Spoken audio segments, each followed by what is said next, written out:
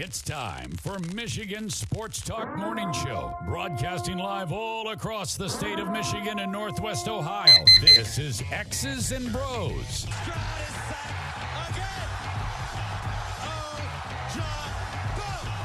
Swings it out to Sadiq Bey. Gets Benny in the corner. To Abdul-Rahman at midcourt. Extra pass. And it goes for the win. The three-pointer by Jordan Poole. Here's the give. Walker. Kenneth Walker. Touchdown. Smart. Goff's got it. Back. Looks. Throws. Ends up. Yes. Caught. Touchdown Detroit Lions. They did it. Amon-Ra St. Brown in the receiving end. Sends one to deep left center field. Back it goes, and that ball's out of here. A grand slam from Miguel Cabrera. He's got 2 goals. Larkin in on goal. Scores! His first career hat trick in his 7th season for Dylan Larkin. Here's your host, Anthony Bellino.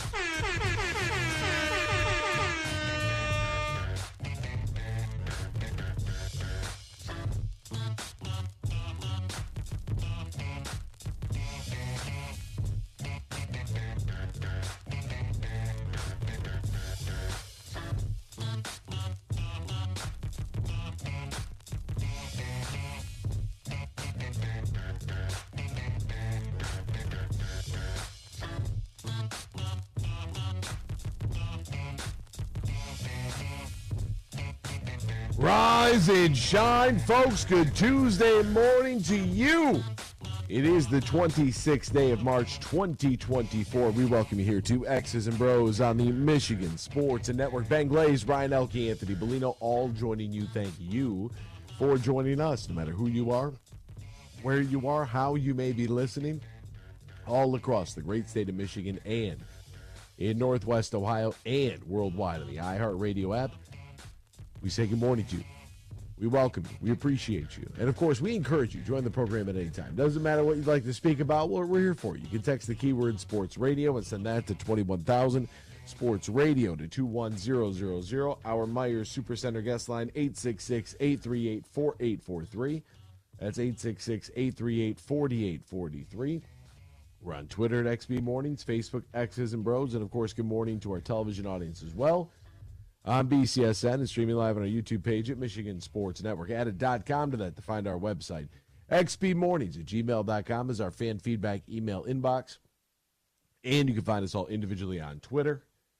Br0's is at the Br0's. Ryan Elke is at Ryan_Key. And I'm Anthony Bellino at AC Bellino. Gentlemen, good morning to both of you. Good morning. How are we today? Doing well. I'm glad Ryan pointed it out in the Twitter or on the Twitter account. Can the Pistons season just end already? Oh, my God. Brutal. I mean, I know that they're bad. This is going to be the worst season in franchise history. Yeah. They are god-awful. I mean, that game was over not even halfway into the first. Hey, that lineup was pathetic last night. Yeah. You know, as I said yesterday, it's like, hey, you know, what was the difference between them and the Motor City Cruise? You know what I mean? Right. Could the Grand Rapids Drive give them a run? Yeah. It's like, this is terrible.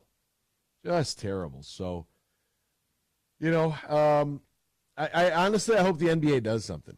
I really do. Them shutting everybody down, like Asar with the asthma thing, I don't really, you know, a blood clot and everything else, like, okay. You know, Isaiah Stewart, you could tell when he jumped up for that rebound and grabbed his right glutamus maximus a couple games ago. You knew that was going to be bad. You could just tell. But, I mean, as for everybody else, I mean, you're just openly throwing games at this point. So it's like, you know, I just fade the Pistons, man. Doesn't even really matter what the line is. By the way, I can't wait to talk a little bit about that as more and more stories are coming out in which we've got some players that are very, very close, very, very close to the gambling surface right now. And it's like, be careful of that hot stove because, you know, you could get burned. And I am, you know what, the toothpaste is out of the tube, and we'll talk more about it. But me personally, I think it's one of the worst moves they ever made. That's just me. I mean, I think you were opening. You could kind of see the forest from the trees a little bit, and I think that the idea that this was all going to work out well and there wasn't going to be some collateral damage on the way, I think that was just crazy. I liked it better when, gambling wasn't legal, to be honest with you. And I know we got gambling partners, blah blah blah, but I don't think it's healthy for the people. I don't think it's healthy for the sports. I don't think it's good across the board. And I think that they opened up they opened themselves up, every league, for more of this stuff to play a role in their sport and get people thinking about it. And I just it's not great. It really isn't. And for me, I'm happy. I am kind of happy deep down to watch it all kind of fall apart, because it's definitely one of those, like I told you so moments. Like, you knew this was going to be a bad idea, but you couldn't say no. You just like a little kid, you couldn't say no. And look at you now. So lots to talk about on today's program. A lot that we're going to get to. We got some NFL news and notes. We've got the Pistons, I guess. Everybody's mad at Rod Wood. We'll play the audio from his conversation with Dan Miller yesterday. Red Wings begin a massive stretch right now. A massive stretch. And this is it for them. So it's either going to be a really good week or a really bad 5 games for them that's going to determine their entire future. The fate of the universe rests upon them. And it's going to be interesting. Very, very interesting. All right, what's going on in the world of sports? We'll try to get you all caught up with all the happenings. We'll do so right now in the headlines. Big news. I have a little news flash. Let's check the headlines. Nah, it's real news for once. The biggest stories of the local, regional, and national news. This is huge news. All right, huge news. Michigan corner Rod Moore blew his ACL, according to reports. Very, very disturbing.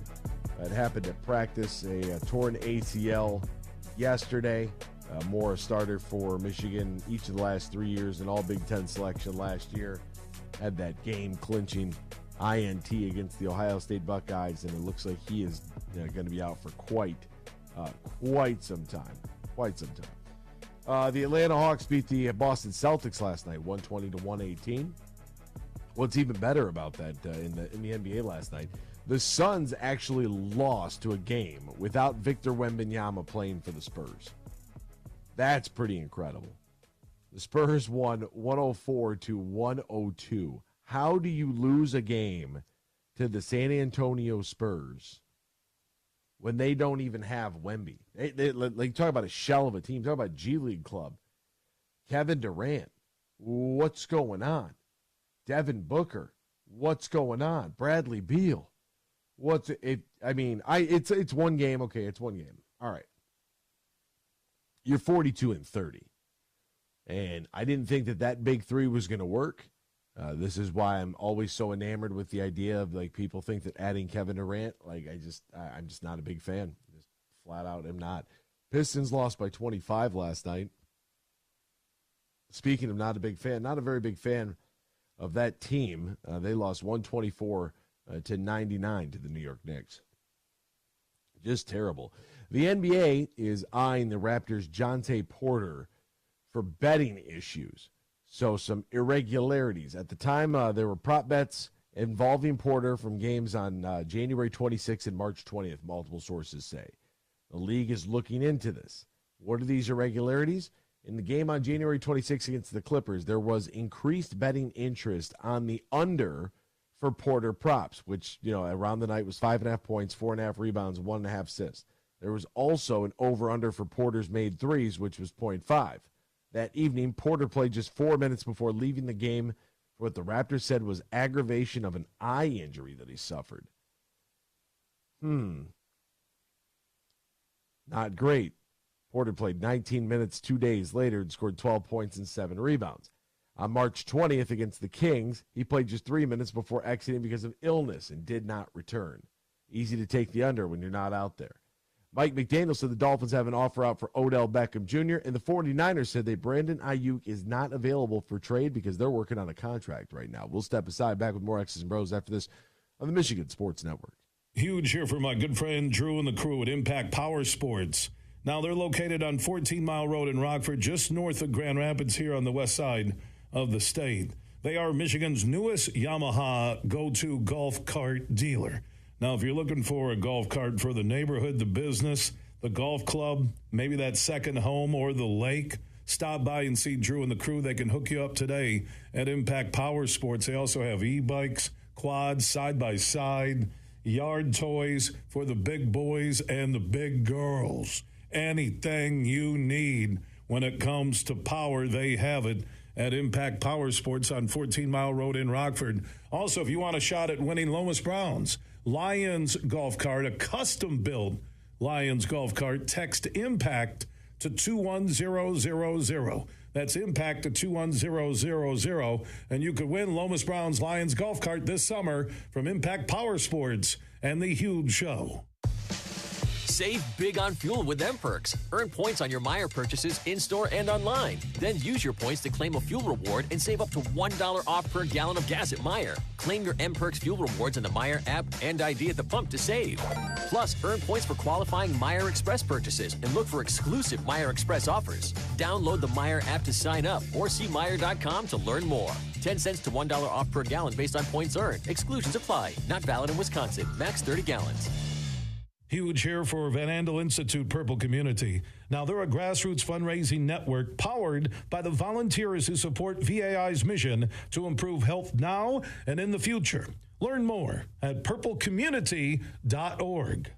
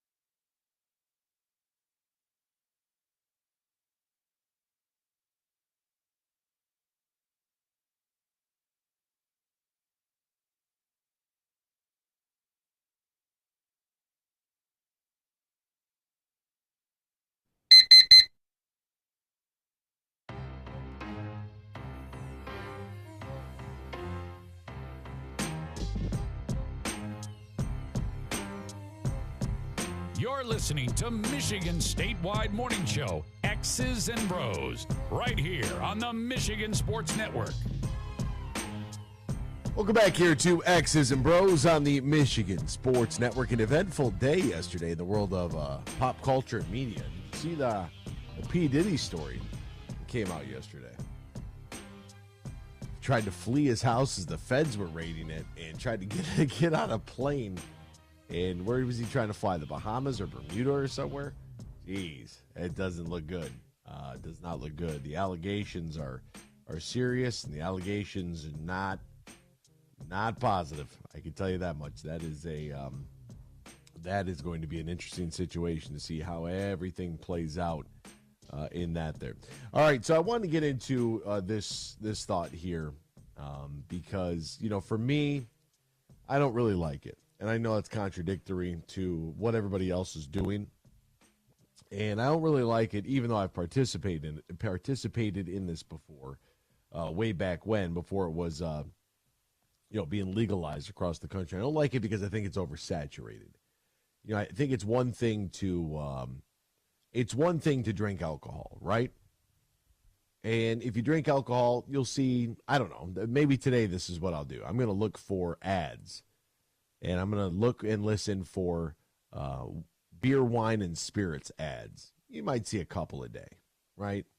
Maybe something creative. But outside of that, it all depends. They'll ramp up more towards holidays like Labor Day and Memorial Day and 4th of July and Thanksgiving and things of that nature. But, as for right now, you might see a couple a day. For someone who's had to read about, the nonstop gambling, to be honest with you, I'm tired of it. And I know that I was listening to one national program yesterday, and they took a call from North Carolina where the gambling just went legal. And that's where all the new gambling money is going.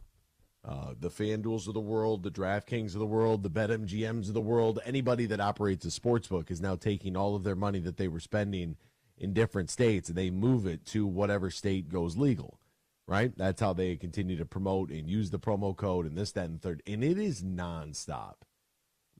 For me, it's annoying. It really is. And I'd like to be, I think that once we decided that we were going to be legal with this, and the NBA was going to institute FanDuel odds within the actual live broadcast, when the leagues like the NFL were going to partner with DraftKings, when ESPN was going to launch their ESPN Bet, which I cannot believe has not been looked at by anybody. There's no reason that a media company covering the leagues that has a vested interest in many of said leagues should be allowed to have a gambling partner. They don't need it. It doesn't make sense.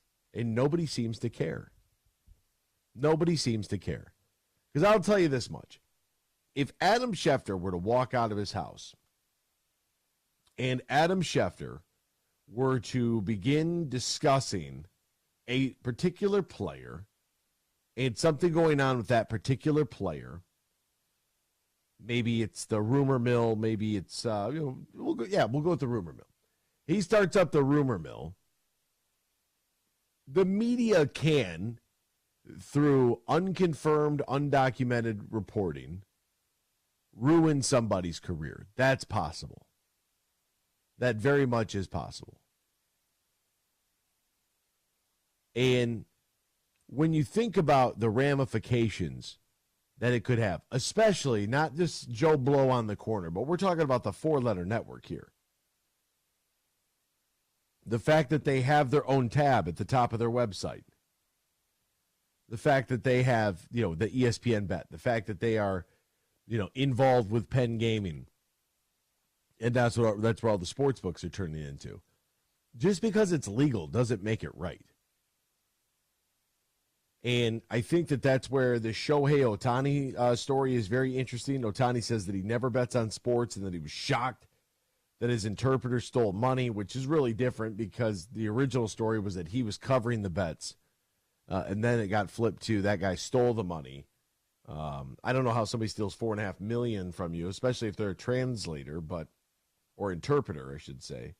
Ohtani, speaking to more than 70 media members, had notes prepared in Japanese with a black folder that was open in front of him, but read it only occasionally. Did not take follow-up questions. Cameras were not allowed. Like, what? I'm going to tell you this. I don't know what's going to happen with the Ohtani story, but I hope it's connected. I really do. I hope it's connected. And I'll tell you why. Because the leagues need to take a look and go back to maybe rethinking what have we done. The biggest story of the baseball year, the baseball season is kicking off with Shohei Ohtani connected somehow to an illegal bookmaker. Like, it doesn't get any better than this for Major League Baseball. Like, you can't be serious. Like, that's the guy who signs this deal. One of, if not the biggest international star of your sport. And there's a tie to gambling. Oh, my goodness. For me personally, just personally here, I know that the toothpaste can't go back into the tube. Right? I know that. But I know that these leagues can now put into play something to, protect the integrity of their game. The Jonte Porter, like, we're not even talking about, a legitimate Porter. We're talking about Jonte Porter. The guy plays like 3 minutes a night. And they picked up on irregularities in the prop bet market because 2 games, I mean, you can't go, like, when you have over-under, like, the best way, if you are a player, you don't want to say the word fix, right? Because you're not going to fix a game. It's too many people, especially if you're a bench warmer. But what you can do is you have to register some minutes in order to be eligible for your prop bets. And what you can do is take a look at your over-under, which if it's set for 5.5 points and 4.5 rebounds and 1.5 assists, it could make it easy to hit the under, especially if you leave the game because you got an aggravated eye injury, or if you do it again and you leave the game because of illness and don't return. DraftKings picked up on it, reported in a media release that Porter's prop bets were the number one moneymaker from the night in the NBA. At least one other U.S. sportsbook detected unusual betting interests on Porter props and in the games in question. A sportsbook industry source told the four-letter network that multiple betting accounts attempted to make large bets, upwards of $10,000 and $20,000 on Porter unders in the January game against the Clippers. Betting limits are NBA player props vary at sportsbooks, but customers are typically around $1,000 to $2,000. People were trying to do whatever they could to bet Jonte Porter props. Jonte Porter. Not his brother, Michael Porter. Jonte is on a 2-way contract, earning $415,000 this season, and probably just peed it all away. Just like that. Just like that. And I'm sorry, but you're not going to fool anybody, Mr. Porter. And how many people you told this to and where these bets are coming from, and the fact that they're betting on Jonte Porter, not Michael Porter Jr., like, it's crazy. And I get it, right? You're on a 2-way deal. Your brother's a star. He's he's a good-looking man, and you are just the other brother who's just stuck just trying to make it. I understand it's a lot of pressure. This is a great way to end your career. After watching the documentary on Netflix, which if you haven't, check it out, Flagrant Foul, the Tim Donaghy story.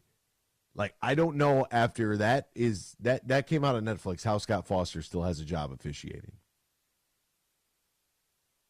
Is beyond me. And it makes you think about his one-on-one rift with Chris Paul. Like, yeah, no, that's serious. And it hopefully, like, you thought, like, okay, maybe if the betting stuff goes legal, we'll have more integrity. I don't know. I don't even know if that's the case. But I think we're real close to that hot stove right now. And no one can turn down the money. We'll step aside, back with more X's and Bros after this here on the Michigan Sports Network. Huge here for my good friends from Flying Ace Whiskey. Now it's an American-made whiskey bottled right here in our great state of Michigan. And Flying Ace Whiskey has partnered with the Folds of Honor Michigan chapter to help Michigan children of men and women injured or killed in combat, and also the children of our first responders who are injured or die and making the ultimate sacrifice while serving and protecting. And there's a simple, easy way for you to donate with that money going to the Folds of Honor Michigan chapter. Look for the Flying Ace Whiskey bottleneckers on bottles all across the state of Michigan here over the next couple of weeks, and you can donate, and that money will go directly to the Folds of Honor Michigan program on behalf of Flying Ace Whiskey. And also Flying Ace Whiskey has put up 4 scholarships for the children. Flying Ace Whiskey, an American-made whiskey, taking a lot of pride in America. Look for it in stores and pubs all across Michigan. Hey, Michigan, let's go big. I'm Herman Moore, Lions All-Pro wide receiver, and I'm talking real big-time winning on the hottest slots and table games on one incredible app, Eagle Casino and Sports. Sign up now and get up to $1,500. That's right. We'll match your deposit for up to $1,500, and you'll get 100 free spins. Eagle Casino and Sports. Made in Michigan, made for Michigan. Must be 21 or older and in Michigan to play. Huge here for Van Andel Institute Purple Community. Now, they're a grassroots fundraising network powered by the volunteers who support VAI's mission to improve health now and in the future. Learn more at purplecommunity.org.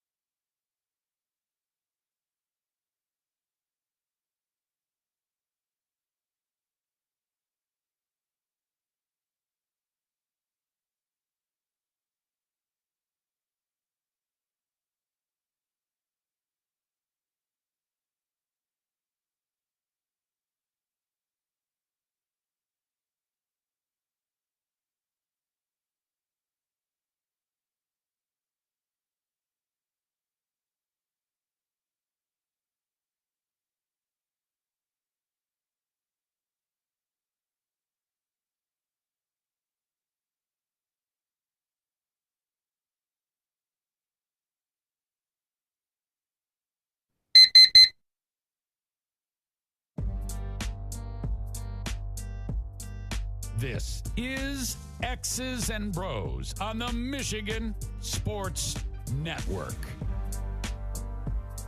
Welcome back here to X's and Bros, Michigan Sports Network. I just hope that, the last segment is, we started to see this trickling in a little bit, little by little.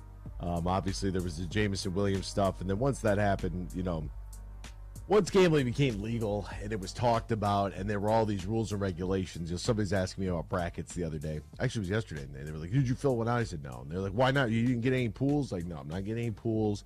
I'm not betting on any sports. Like, the best way to deal with it is to not deal with it.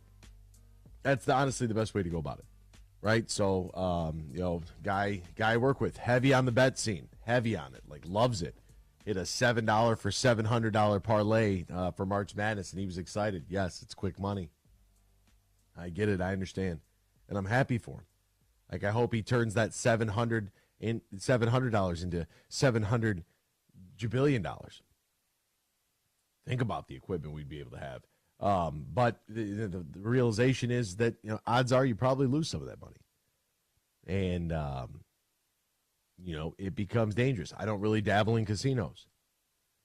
I'll go every once in a while and hit the craps table because it's fun, it's exciting. But outside of that, like, I'm just not big on it.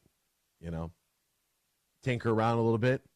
Did well in the NBA a few years back, but then once all this came legal and it was this big problem across the board, it was like, I'm not dealing with that. I'm not going to sacrifice a paycheck because I'm worried about the Spurs and the Suns total going under. 206 definitely under, had to be. It feels like, and from this perspective, and I can only take this from a handful of games and what I've seen, but it feels like it's been reported that post All-Star game things have tightened up on the officiating a little bit, which I think is awesome. The more that they quote unquote let them play, the better. Less fouls, less referee interference. Let's worry less about contact and worry more about traveling and carries. That's really, then we'll. It seems like the second half of the league, of this league year, I should say, the second half has been much more legitimate from a basketball standpoint. And then you have the Pistons, right? Then you have the Pistons. So we'll get to them here momentarily, but. A lot of people are talking about how the refs have swallowed their whistles a little bit in the second half of the season, and that's partially due because the game was relatively unwatchable from time to time. Adam Silver now going in about the All-Star game and the changes, talking about we've looked at USA versus international, but I don't know, like, you can't make people play hard. And for anybody that talks about the Kings Sixers last night was 108-96. 108-96. It's happening, folks. That's a 204 final. Like, those numbers are coming down. Like, there are, teams are defending. They're allowing a little bit more physicality, which is a beautiful thing. It really is. So good for the league to strap their head on and say, you know what? No, nobody wants to watch a 140-140 game. Nobody wants to watch your All-Star game. Like, at the end of the day, people want a competitive defending game. They do. I'm not saying it's got to be a rock fight, but these guys are incredible shot makers. Force them to make incredible shots. Like Luka and Kyrie last night were cooking against the Utah Jazz. And both of them hitting shots that were, they look like shots from Horse. Step back, fade away threes off glass. It's ridiculous. Like, guys can knock down shots. I have no problem if a game's in the 115 range. And even if you get up to 120, like, okay, you might have scored a bunch. But when the totals of the NBA, it used to be 200 and, you'd look at a number like 206.5, and it was like, okay, you think about that, like 103-102 as a final score. Total points we're talking here. You'd see 215, like, okay, 220, like, wow, they're really expecting a high-scoring game. Like 227, it would be like it. If you ended up with like a Warriors-Suns sort of game a few years back, you'd get in like the 230 range, and it was like that's going to be a 115 to 120. The teams score 130, 140 points in a night. Like, I get that these are the most skilled players in the world, but at the end of the day, like, you still have to defend. You have to. And Unless you're the Pistons. So let's talk about it, shall we? That's my whole take on the sports betting is that I want out of the game. I think refs have way too much control. I think that players are suckers for it. I think it's bad for fans. And I know it's a lot of money overall. I get it. It's paid handsomely for a lot of things, including us. And but you gotta be careful, man. It's a very, very slippery slope. I'll just win it back. I'll get it back. Yeah, okay. You better get back to work. It's better and delete that app. Can it be fun? Sure. $5 parlays aren't hurting anybody. $5 to win 50, whatever. No problem. You start, worrying about like how you're going to pay your electric bill. You got yourself an issue. We know that their gambling is an addiction.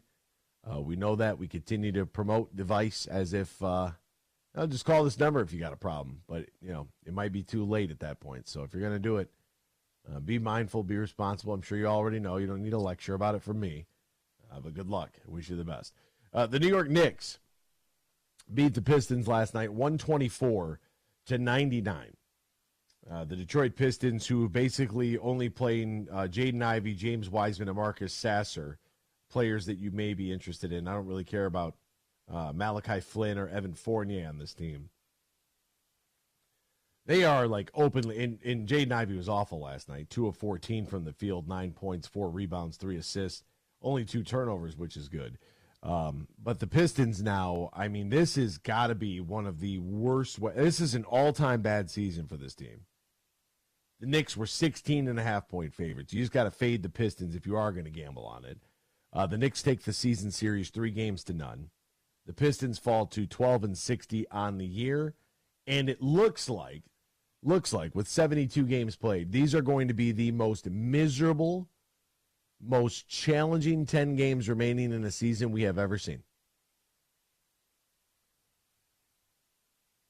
This is, I don't understand, like, okay, Asar's got a blood clot. Okay. And Isaiah Stewart pulled his hammy. All right. Okay. Why is everybody else sitting? Like, what is going on here? And why is this acceptable?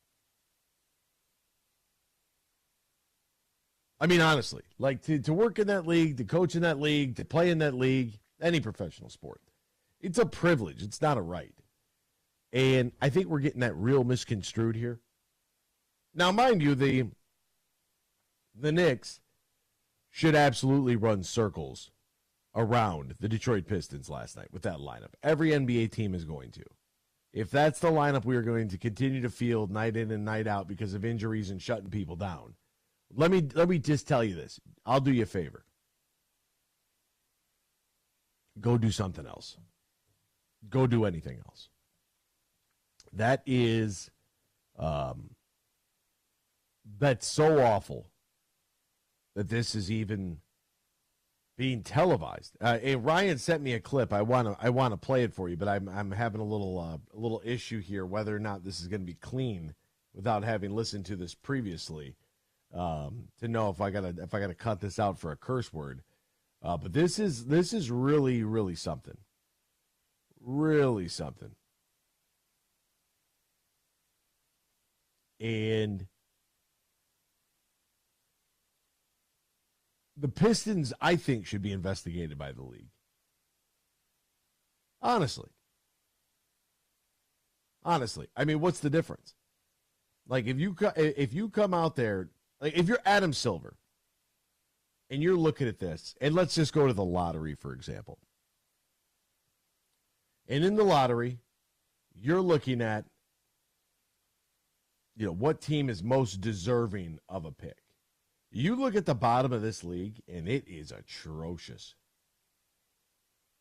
Atrocious. Now, for those wondering about like what's going on in Portland with Chauncey Billups, they've won 19 games. Nobody's afraid of Portland post Damian Lillard. But this Detroit Pistons team, holy mackerel, are they god-awful. 12-60. The next closest team is the Washington Wizards at 14-58. Tell me that we're going to win the lottery. Please tell me we're going to win the lottery. And so we're going to win lotteries in years where we miss out on the big fella, Victor Wembanyama. Wouldn't that be something? The actual and I don't even know if he's a generational yet. We'll see. Because you're like, oh, he's once in a generation. Like, no, he's not. Chet Holmgren is like the same size. So there you go. Wemby's 3 inches taller. They're the same player. It's Gumby out there. Stretch Armstrong, if you will.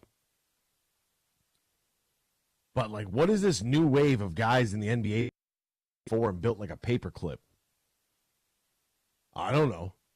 But we missed on him. Oh, we missed on him. Wouldn't that be something? We win the lottery again and we whiff?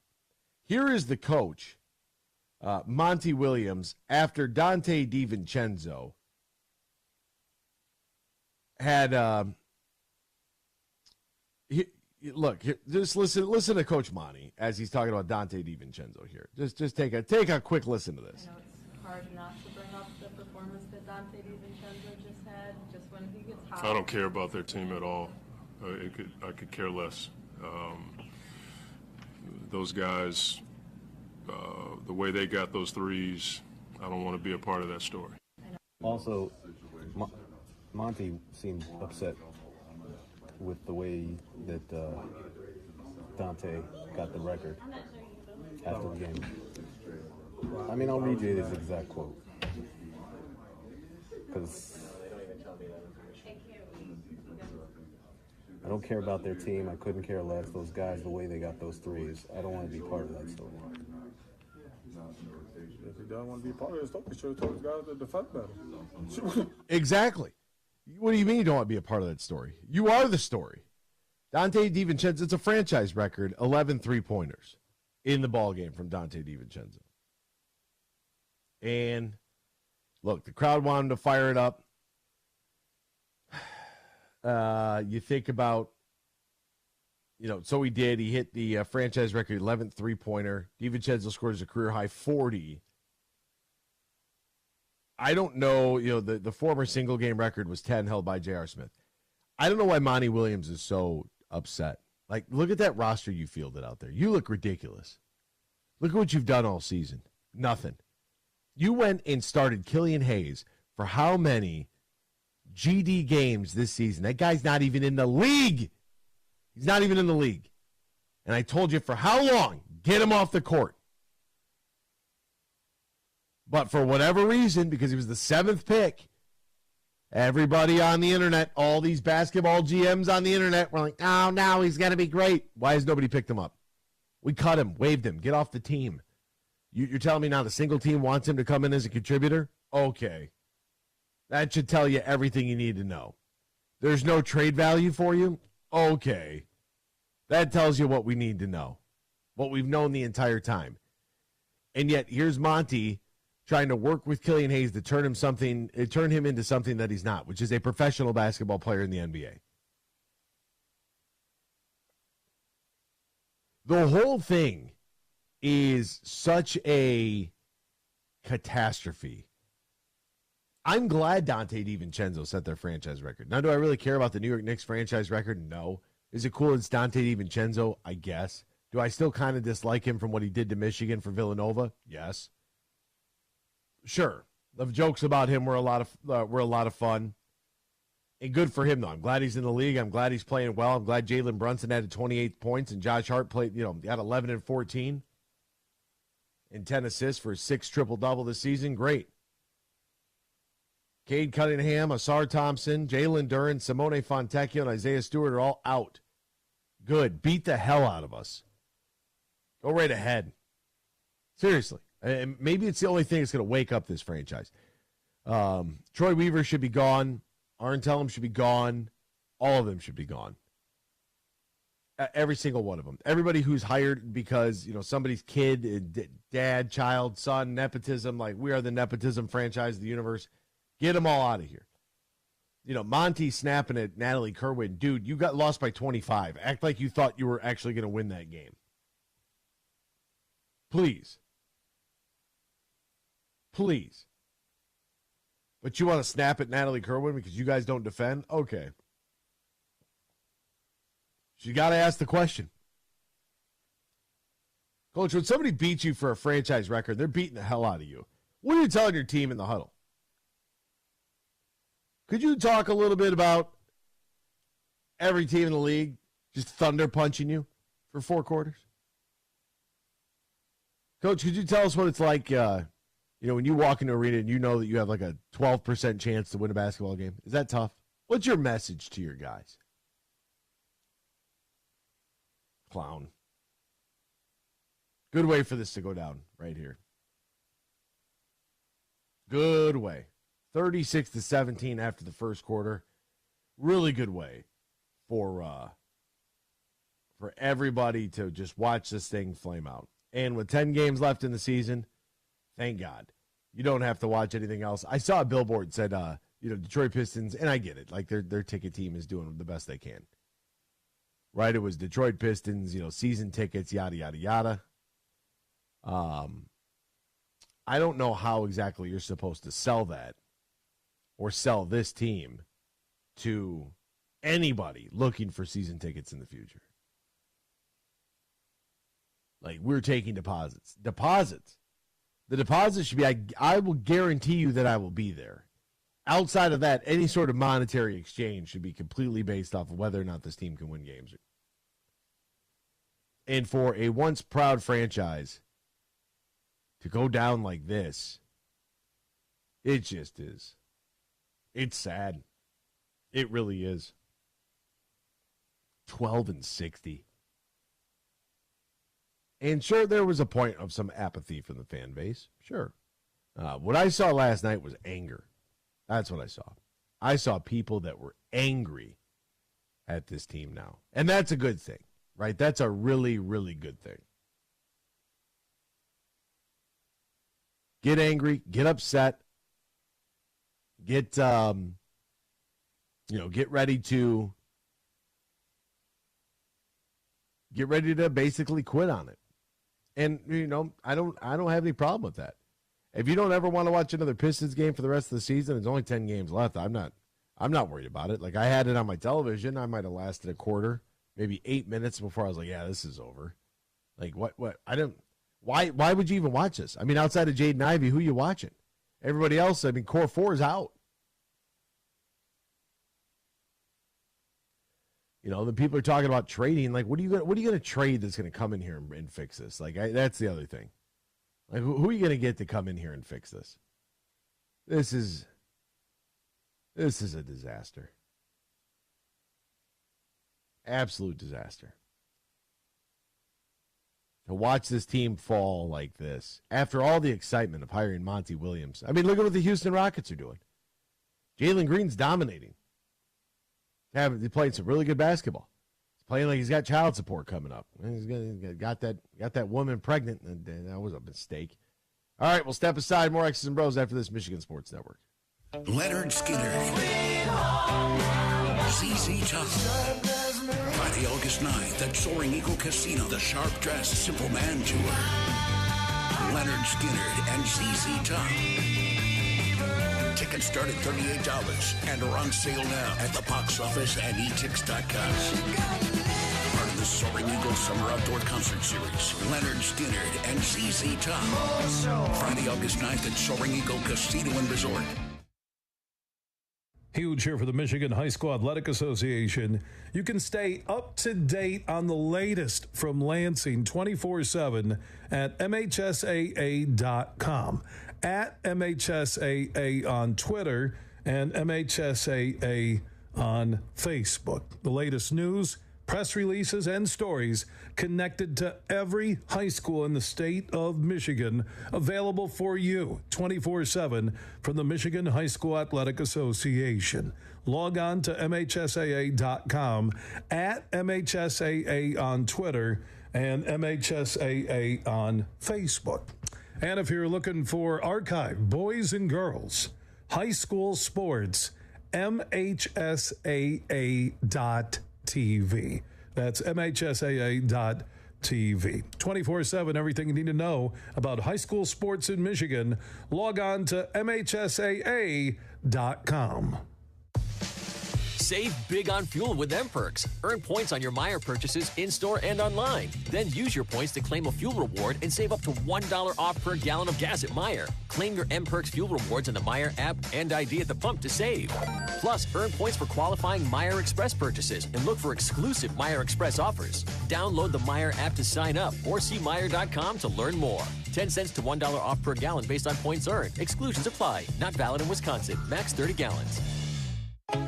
Roast Umber is a farm-direct coffee sourced from Central American farmers and roasted in Grand Rapids.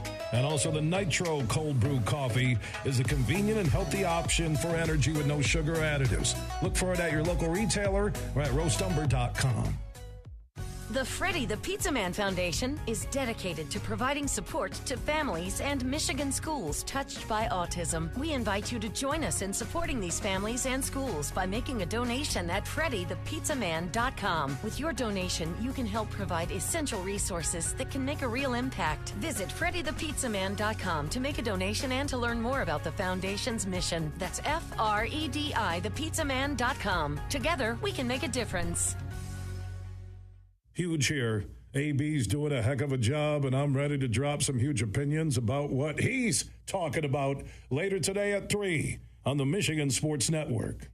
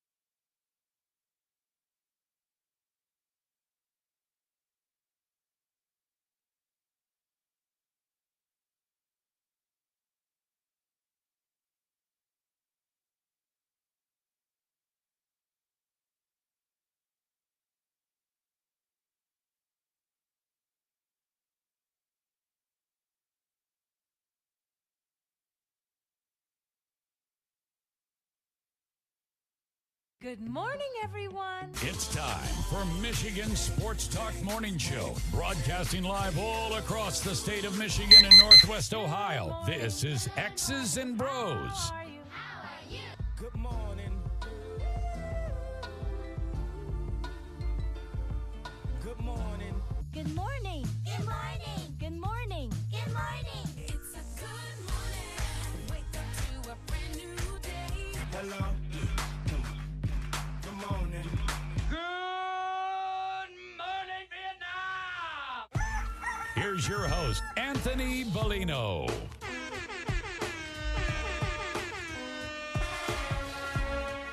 Rise and shine, folks. We've got some breaking news that isn't bad or isn't good at all. In fact, very, very bad. A cargo, what it looks like a cargo ship struck a bridge, a 1.6 mile long bridge in Baltimore, causing the collapse of the entire bridge. Rescue crews currently searching this morning for at least 20 people, so they say. It just, I mean, that's like a Final Destination, like New Fear sort of unlocked here, and the entire bridge going down. There's video of it. It's on all the news stations right now. Pray for those that are involved in that story right now. We'll see what develops later on. That happened earlier this morning. I also find it very interesting. Now back to the sports world. J.J. McCarthy, right? So I saw this tweet that said people who love J.J. McCarthy, NFL scouts, NFL coaches, analysts who aren't looking for clicks. People who don't like J.J. McCarthy, a guy who was a tape expert after watching YouTube highlights. There's a lot of those. Dude with Ohio State alumni in bio. Hot take artists. Who will be right? And then Texas Buckeye says, if Harbaugh believes that McCarthy's the best quarterback ever, then he'll move mountains to get him. Trade Herbert. It's going to be funny to see all this talking up he does on McCarthy and then passes on him in the draft. I mean, people really don't, they really don't get it, do they? I know Texas Buckeye is probably very upset over J.J. McCarthy. I don't understand what is so hard to, I don't know, understand or get through your mind, or I really, really don't get it at all. Where, you know, C.J. Stroud had an incredible season for the Houston Texans. It's really not that hard. You know, I had my questions about him coming out of college because, you know, didn't win the big one. But, I mean, outside of that, he had a really, really good year. And the thing about it is when you're a rookie and you're surprising some people, everybody loves you. But the minute that you change the narrative for your franchise, which is exactly what C.J. Stroud did, along with Will Anderson and DeMeco Ryans, now the pressure's on. The pressure is absolutely on for C.J. Stroud in year 2 and Will Anderson in year 2 and DeMeco Ryans in year 2. Like, good luck. Like, it's not going to be easy at all. And so, you know, I look at all that and I'm like, all right. Like, I don't have a problem acknowledging that. You know, I wish Jeff Okudah would have worked out, but it didn't. It didn't work out. You know, they had to move on from him. Taylor Decker's fine. Jonah Jackson was fine. We moved on from him. You know, I have no issue where a guy comes and plays his college ball at. I just want him to be good when he gets here. That's all. And very, very, very interesting to see all this, you know, kind of circle around J.J. McCarthy. My hope is that J.J. McCarthy falls a little bit, to be honest with you. I don't want him going to a team in the top of the draft. The odds of him being more successful, the further he goes down in the draft, the better off he'll be.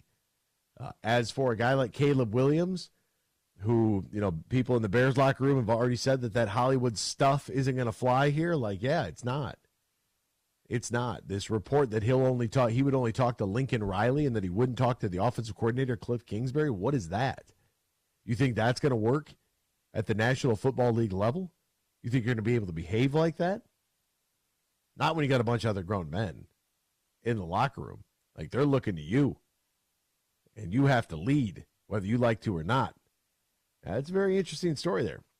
You had Deion Sanders quotes recently about Travis Hunter and Shedeur Sanders, his son, and talking about it's going to be an Eli, as in the Eli Manning situation, where they're going to try to pull the strings and make sure that he gets to, whatever, certain teams that he doesn't want to play for. Deion Sanders did that with the Lions. He said if the Lions drafted him, they would have had to pay him so much money that they would have to put him on layaway.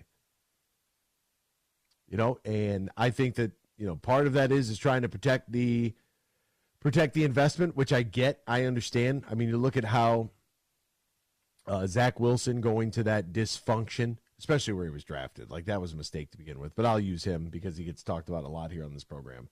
Going to that dysfunction of the New York Jets was not going to be positive for that young man. I mean, Sam Darnold just did it a few years ago, prior to Zach Wilson getting there. Like, it's not a great situation. So I get why Deion is trying to get outspoken and get in front of this. But at the end of the day, it's a privilege to play in the National Football League. It's not a right. And we have a little bit of a misconstrued idea of reality, is that you are paid to play by an organization. Paid to play by the organization. And if you don't want to play for said organization, then you're not going to get paid. And it's as simple as that. And we have an entire generation of kids where the AAU stuff is bad enough. That stuff's bad enough. But now you factor in this transfer portal NIL kid and that attitude. We've seen what the AAU has done to high school sports and what that now is translated to in college sports. Take a look at what this is going to do as this goes into the pros. And I saw Robert Griffin III talk about these pro coaches are running away from these kids in college. Well, guess what? Guess what? They're going to be under contract, Robert Griffin. Like, I don't know why Robert Griffin III became like an authority on anything after his career, but some of his takes are just outlandish. Outlandish. Really not well thought out. Like, that kid that these coaches are quote-unquote running from, that kid's going to be under contract to perform, and he will get cut. It will happen. You might not see a second contract. It's just the way it is. Nate on YouTube says, clean house for the Pistons, start from scratch. I understand Monty doesn't want to be at any of the games. Monty quit after the season, not fired by the franchise. Keep up the good work. I watch the games because the kids are watching cartoons. I watch it on Bally. I'll watch the rest of the games. I watched almost all of this season. Team gave up after Thompson was shut down. Oh, yeah. Yeah.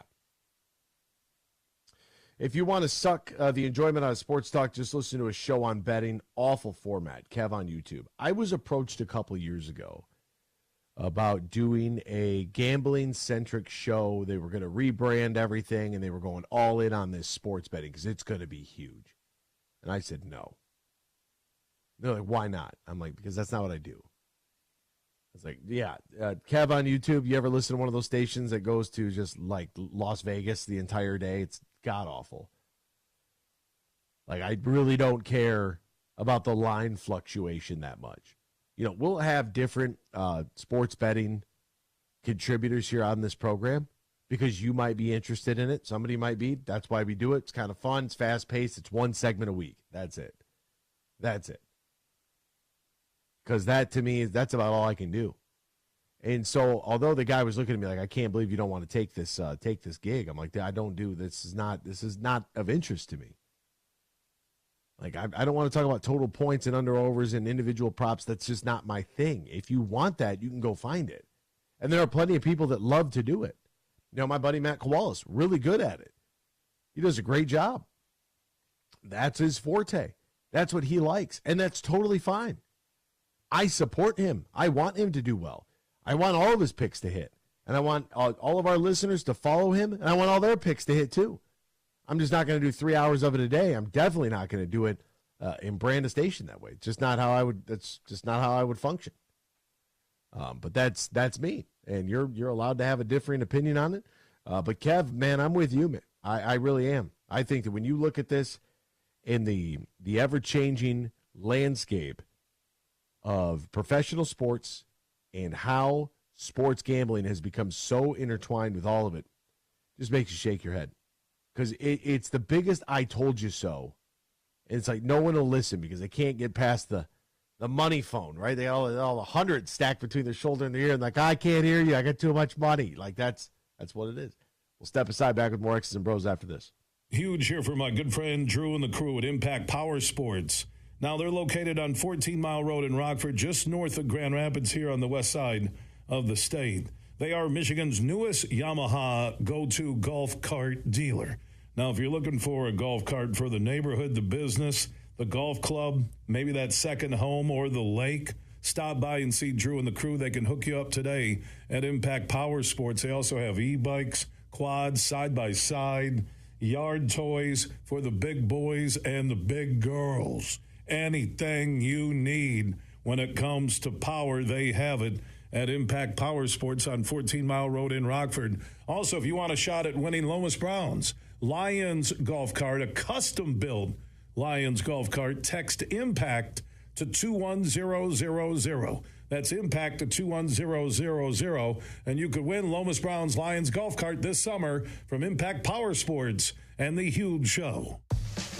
Save big on fuel with M-Perks. Earn points on your Meijer purchases in-store and online. Then use your points to claim a fuel reward and save up to $1 off per gallon of gas at Meijer. Claim your M-Perks fuel rewards in the Meijer app and ID at the pump to save. Plus, earn points for qualifying Meijer Express purchases and look for exclusive Meijer Express offers. Download the Meijer app to sign up or see Meijer.com to learn more. 10 cents to $1 off per gallon based on points earned. Exclusions apply. Not valid in Wisconsin. Max 30 gallons. Roast Umber is a farm-direct coffee sourced from Central American farmers and roasted in Grand Rapids. And also the Nitro Cold Brew Coffee is a convenient and healthy option for energy with no sugar or additives. Look for it at your local retailer or at roastumber.com. Coming up later today at 3 on The Huge Show on the Michigan Sports Network, I'll deliver huge opinions on everything you're talking about.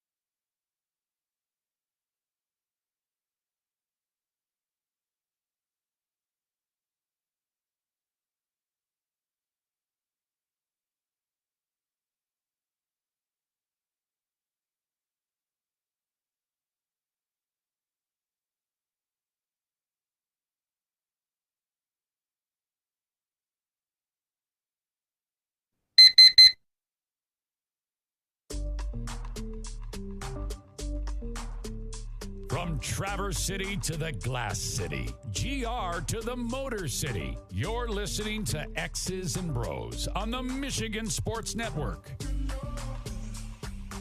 Welcome back here to X's and Bros, Michigan Sports Network. Great to have you ride along with us, no matter who you are, where you are, how you may be listening. We'll get to this idiocracy of some people wanting Tom Izzo fired. We'll get into that. But first, a crazy stat that I saw going into last night's games that I could not believe when I read it. A complete list of NBA teams by net free throw attempts since the start of last season, including the playoffs, right? So we have a season and a half basically plus playoffs. The Detroit Pistons are about where you'd think they'd be. 28th in the league. They are minus 293, which means they have shot 293 less free throws over the course of a season and a half than their opponents. What I find is really strange, the Pacers, minus 533, and obviously some of those teams playing playoff games that will play into this. The Golden State Warriors are minus 646. Now, you might be able to point to, that's worse than the league, by the way, for Golden State. You might be able to point to the way that they play is a little bit different because of the volume of three-point shooting. You're typically, just simple math and statistics will tell you the odds of you getting fouled when going to the basket versus settling for a three are going to favor going to the basket, right? That's why we talk about in a tie game or down one, go for the two, get to the bucket. You might draw a foul, got some better odds. 2-point baskets are typically a higher percentage shot than a three.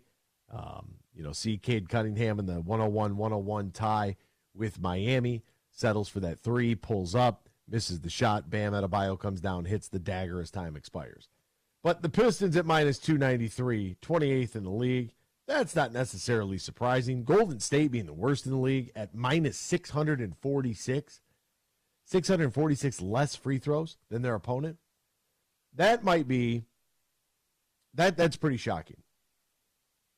Right, but most of the teams around the Pistons at 293, the Spurs minus 285, the Thunder minus 270, the Brooklyn Nets minus 262. Like, some of those numbers are kind of near each other. The median is between the Sacramento Kings, who are plus 24, and the Memphis Grizzlies, who are minus 10.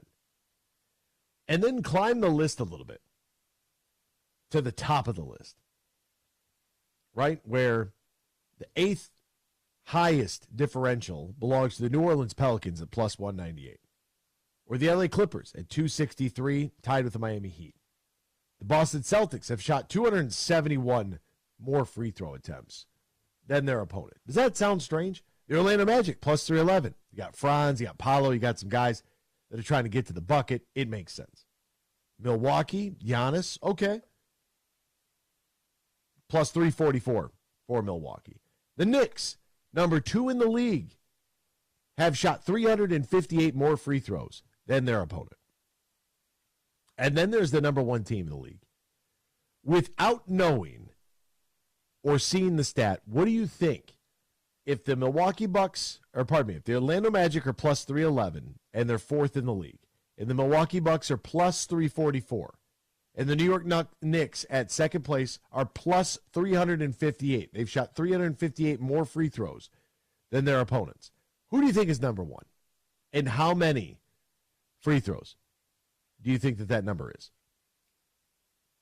Take a wild guess.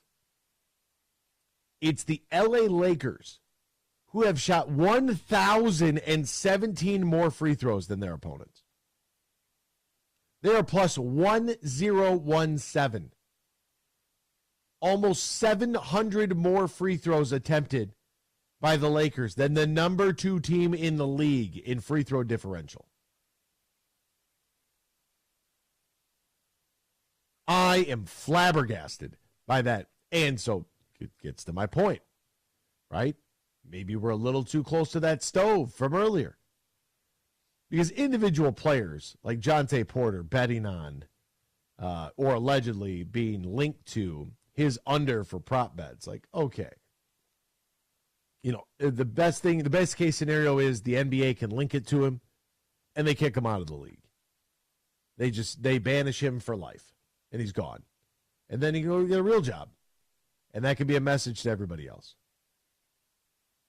But when you look at officiating, man, that's tough.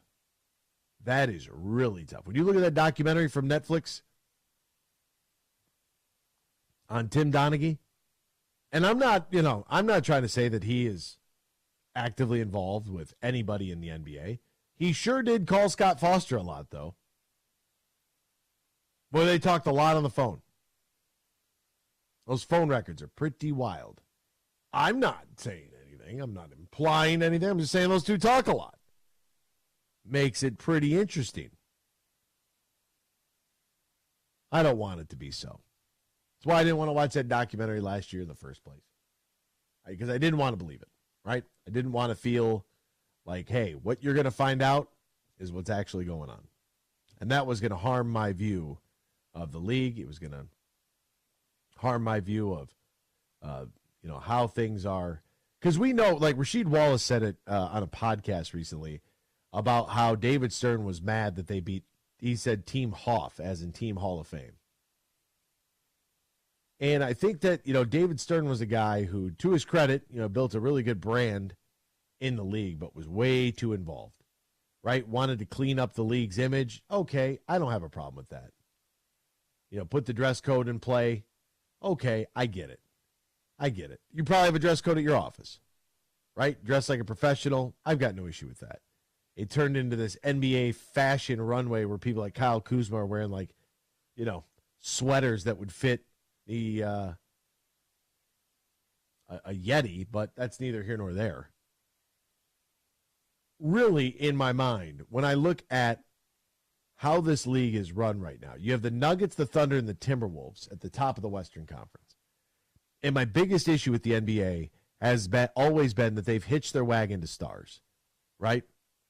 It's all about the stars, the stars, the stars. And I get it. You want to promote your best players, but those best players play for franchises. And those franchises have fan bases.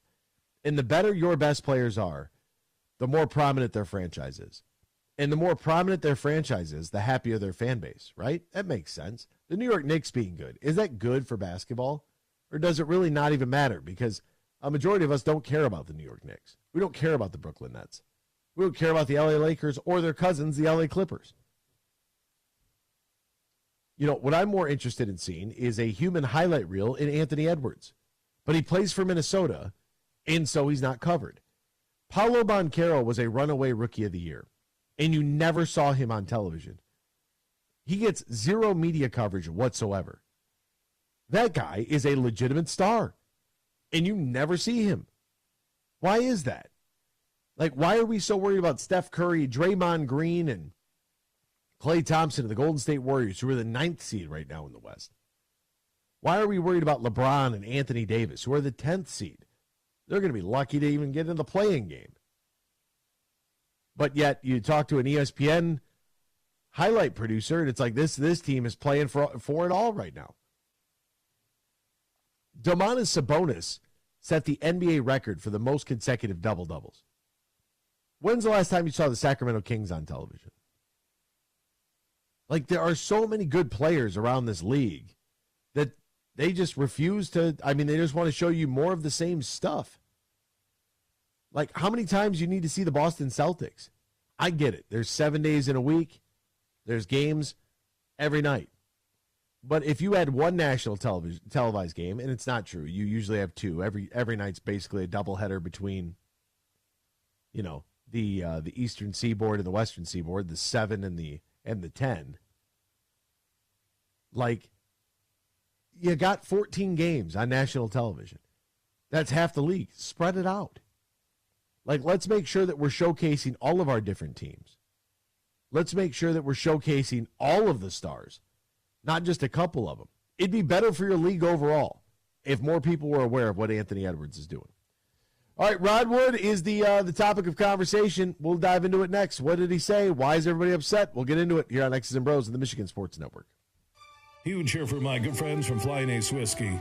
Now, it's an American-made whiskey bottled right here in our great state of Michigan. And Flying Ace Whiskey has partnered with the Folds of Honor Michigan chapter to help Michigan children of men and women injured or killed in combat, and also the children of our first responders who are injured or die and making the ultimate sacrifice while serving and protecting. And there's a simple, easy way for you to donate with that money going to the Folds of Honor Michigan chapter. Look for the Flying Ace Whiskey bottleneckers on bottles all across the state of Michigan here over the next couple of weeks, and you can donate, and that money will go directly to the Folds of Honor Michigan program on behalf of Flying Ace Whiskey. And also Flying Ace Whiskey has put up 4 scholarships for the children. Flying Ace Whiskey, an American-made whiskey, taking a lot of pride in America. Look for it in stores and pubs all across Michigan.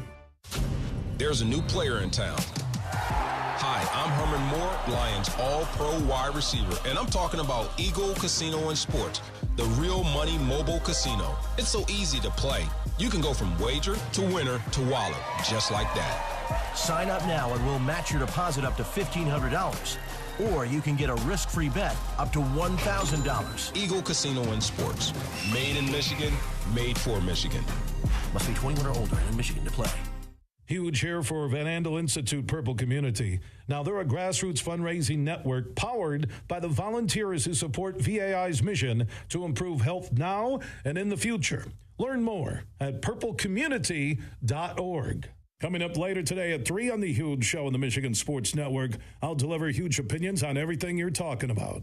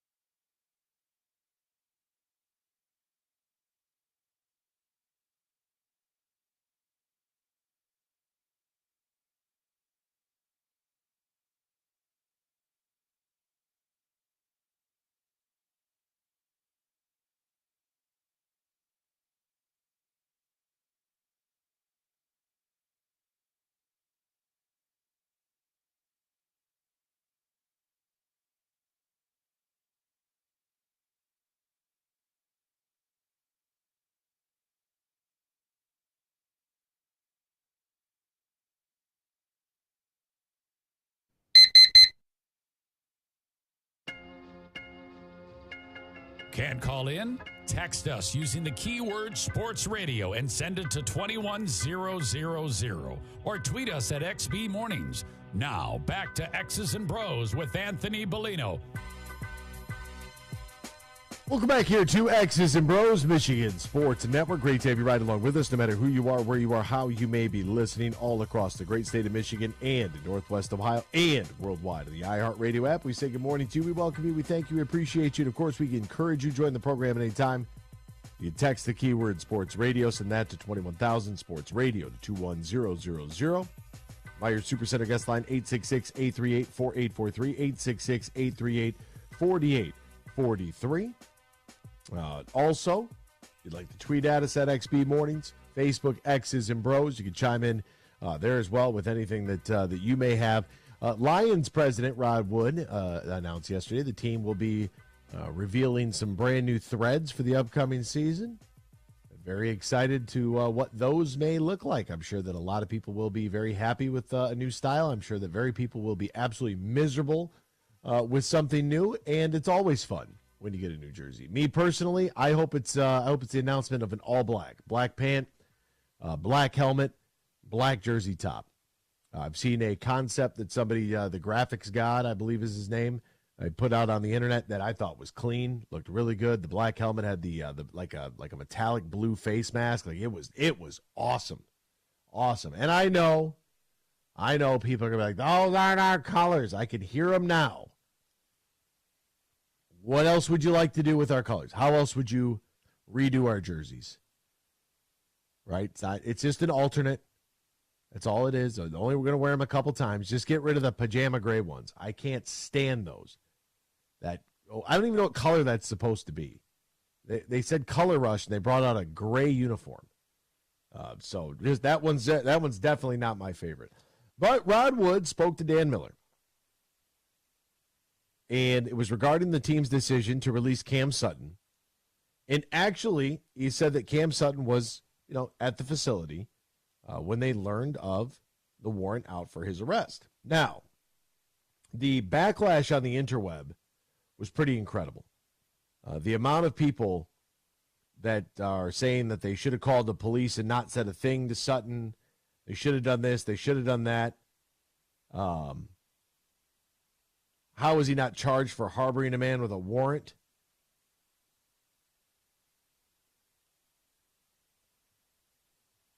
If it wasn't me or someone making $10 to $15 an hour flipping burgers, we would have been charged for sure. See favorism. I think he means favoritism. Some people claiming for accessory. It's accessory. Accessory to what? Now, here is what Rod Wood had to say. We learned about the warrant the same time everybody else did on social media, and we were able to speak to Cam because he was actually in our building. And we found him. He was down with our strength staff. He kind of showed up unexpectedly to work out. We were able to talk to him in person, not me, but others, members of the staff.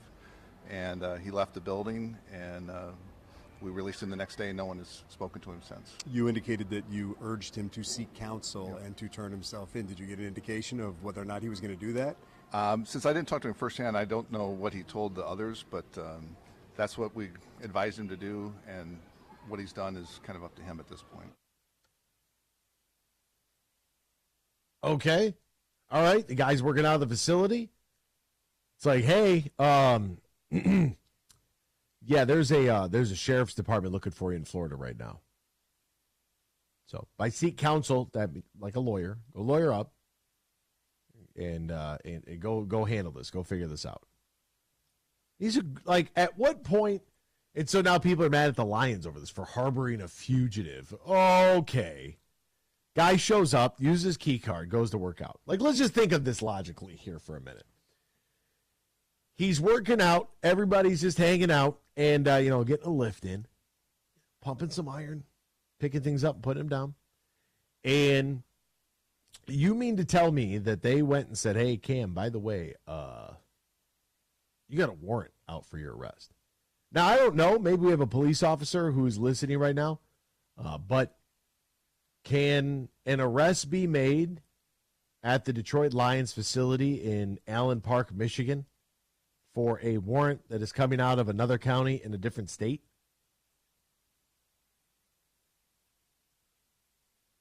I don't know. I don't know the answer to that. I really don't. And to be honest with you, if you don't have jurisdiction here, and I'm all for like fighting crime, like could they have called the state police and said, hey, by the way, like, yeah, Cam's in our building, he's got a warrant? I don't know. I don't know what the state police can do at that point. I just have this really, really strange concept and thought process here of don't be a criminal. I don't know. Maybe that's pretty easy. They go tell him, hey, we advised him, go seek counsel, and then he left, and then that was that. We haven't seen him since. Nobody's heard from him. Like, yeah, dude's on the run.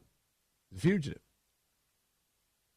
Cost himself his NFL career. Plain and simple. Don't know the full story, but there has been some speculation on the internet, which is always dangerous, that the woman involved is mother to his child. Maybe there's a little bit of an age gap. She might be a little bit older. He signed that big 3-year, $33 million contract. I'm sure that played a role in some of this, because it always does. It always comes down to the money. And whatever took place there, he's got to know better. Like that is a tough, and guys find themselves in this spot all the time. And it's not just pro athletes, right? We find ourselves in these positions all the time. And it's unfortunate the system is set up for us to fail the way that it is. But, this is the law of the land. And so for you to get physical with this individual that you've had a relationship with, you just can't do it. You can't do it. So he's got to know better. His career now is over. He's still running from the law. No one has heard from him. Now everybody's mad at Rod Wood for just being honest about it. Like, transparency builds trust. He was asked a question. That's how he responded. I didn't see anything in there that was worth getting mad over. Like I said, if we have somebody that works for the police department that could talk to us about exactly, Wood said that representatives of the team spoke with him and urged him to turn himself in. Indicated Cam Sutton was in Allen Park when the team learned of the warrant, working with the strength staff. When they approached him and urged him to seek counsel and turn himself in, he left, and that ended the communication with the team. The fact that people have gone so rogue on the internet where everybody wants to know this, that, and the third about how the Lions let him loose. Like, what are you going to do? You going to kidnap him? Serious question. Hey, by the way, this is what's going on. Your face is all over the internet right now. You might want to go get a lawyer. I think that's pretty good advice. Let's get to New York. Scott wants to chime in on the Cam Sutton situation. Good morning, Scott. How are you? Hey, what up, brother? How you doing?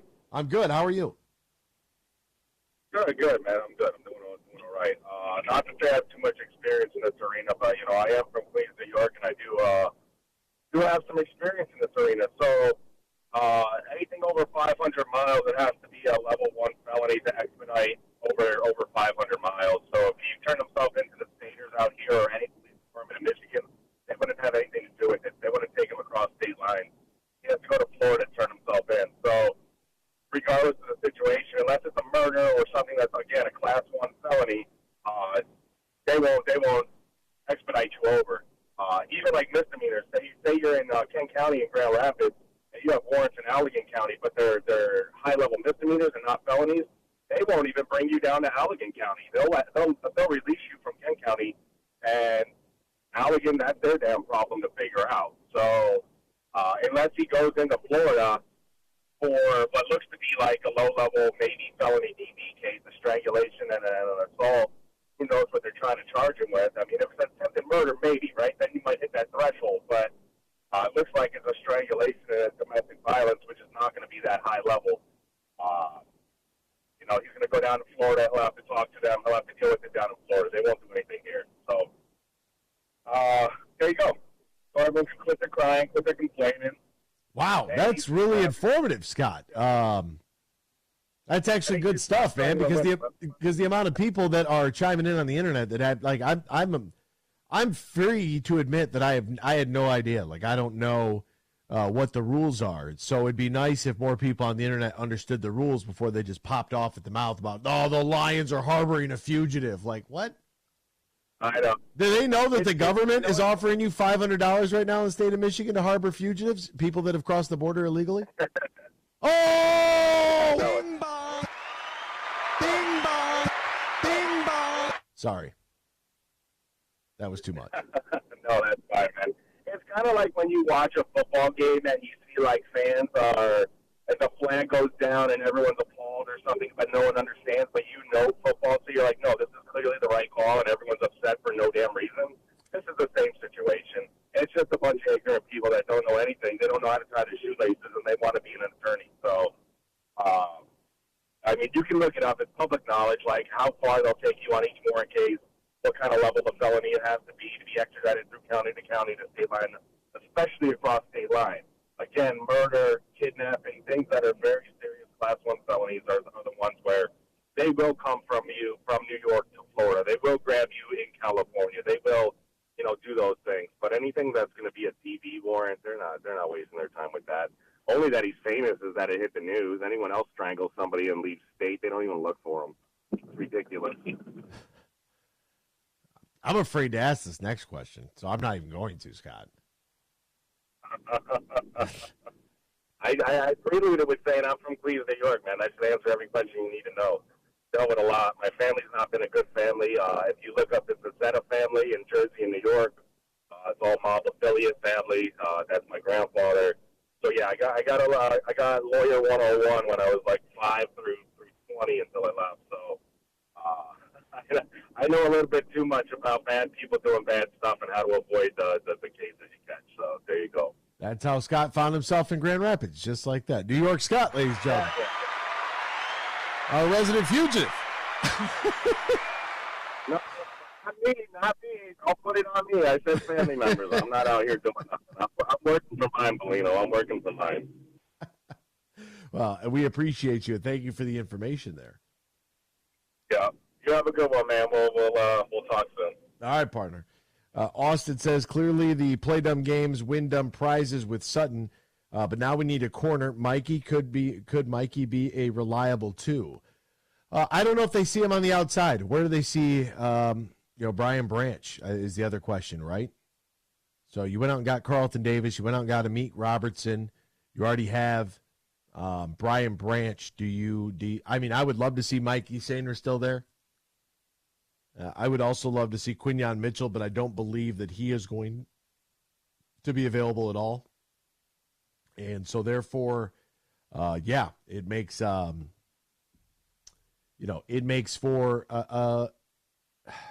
because Cam Sutton, you knew based on what we saw last year, he wasn't a number one, right? So you had to go find a number one corner, whether that's Carlton or Meek. We'll have to wait and see. And then where does Brian Branch kind of fit into this puzzle piece as well? But you're going to have 4 defensive backs, like 4 corners, pardon me. From the outside to the nickel, you're going to need 2 guys that can play in the slot and 2 guys that play on the outside. The better off, the more versatile your guys are, the better off you're going to be. And, yeah. So does this change the draft strategy? It definitely helps that they were able to get some help in the secondary and free agency and address a couple of spots as they – still have Emmanuel Mosley. You're moving on from C.J. Gardner-Johnson, who, guy played like 4 games for us. You feel good about, Kirby Joseph in the back end there. You feel good about Afatu Melifonwu and the strides that he made there. But I don't know if Cam Sutton necessarily changes the strategy that they're going to go into with the 29th pick. And whether or not they're going to try to package something and move up, or if they're going to move out of 29. I could see that happening too. If they feel comfortable that their guy's still going to be on the board. I mean, they've done it a couple times. They moved up to grab Jamison Williams. They moved back and around. They were able to get back up to get Brian Branch. Like, they're not afraid. They like somebody, and they want to go after him. Brad Holmes will go after him.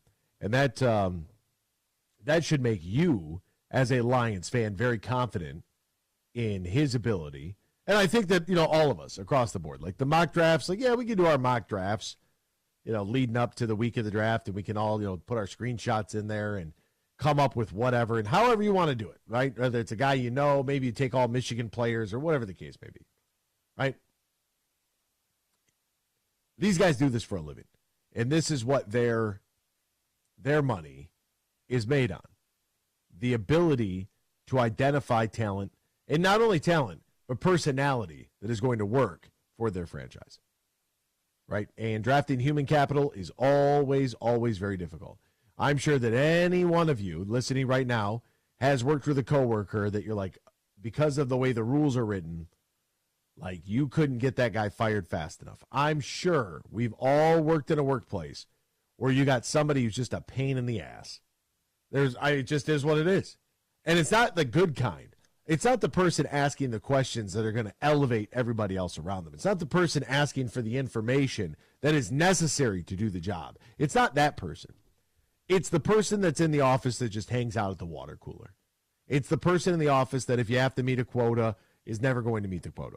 It's the person in the office that just sits around and gossips about everything else going in the office. That's not your job. This is not your house. This is the workplace. So show up, shut up, and just do your job. We don't have to have a conversation about anything. Hey, how you doing? How's your day? Everything going well? Great. You need anything from me? Nope. Then keep it moving. If you need something, holler. I'm right over here.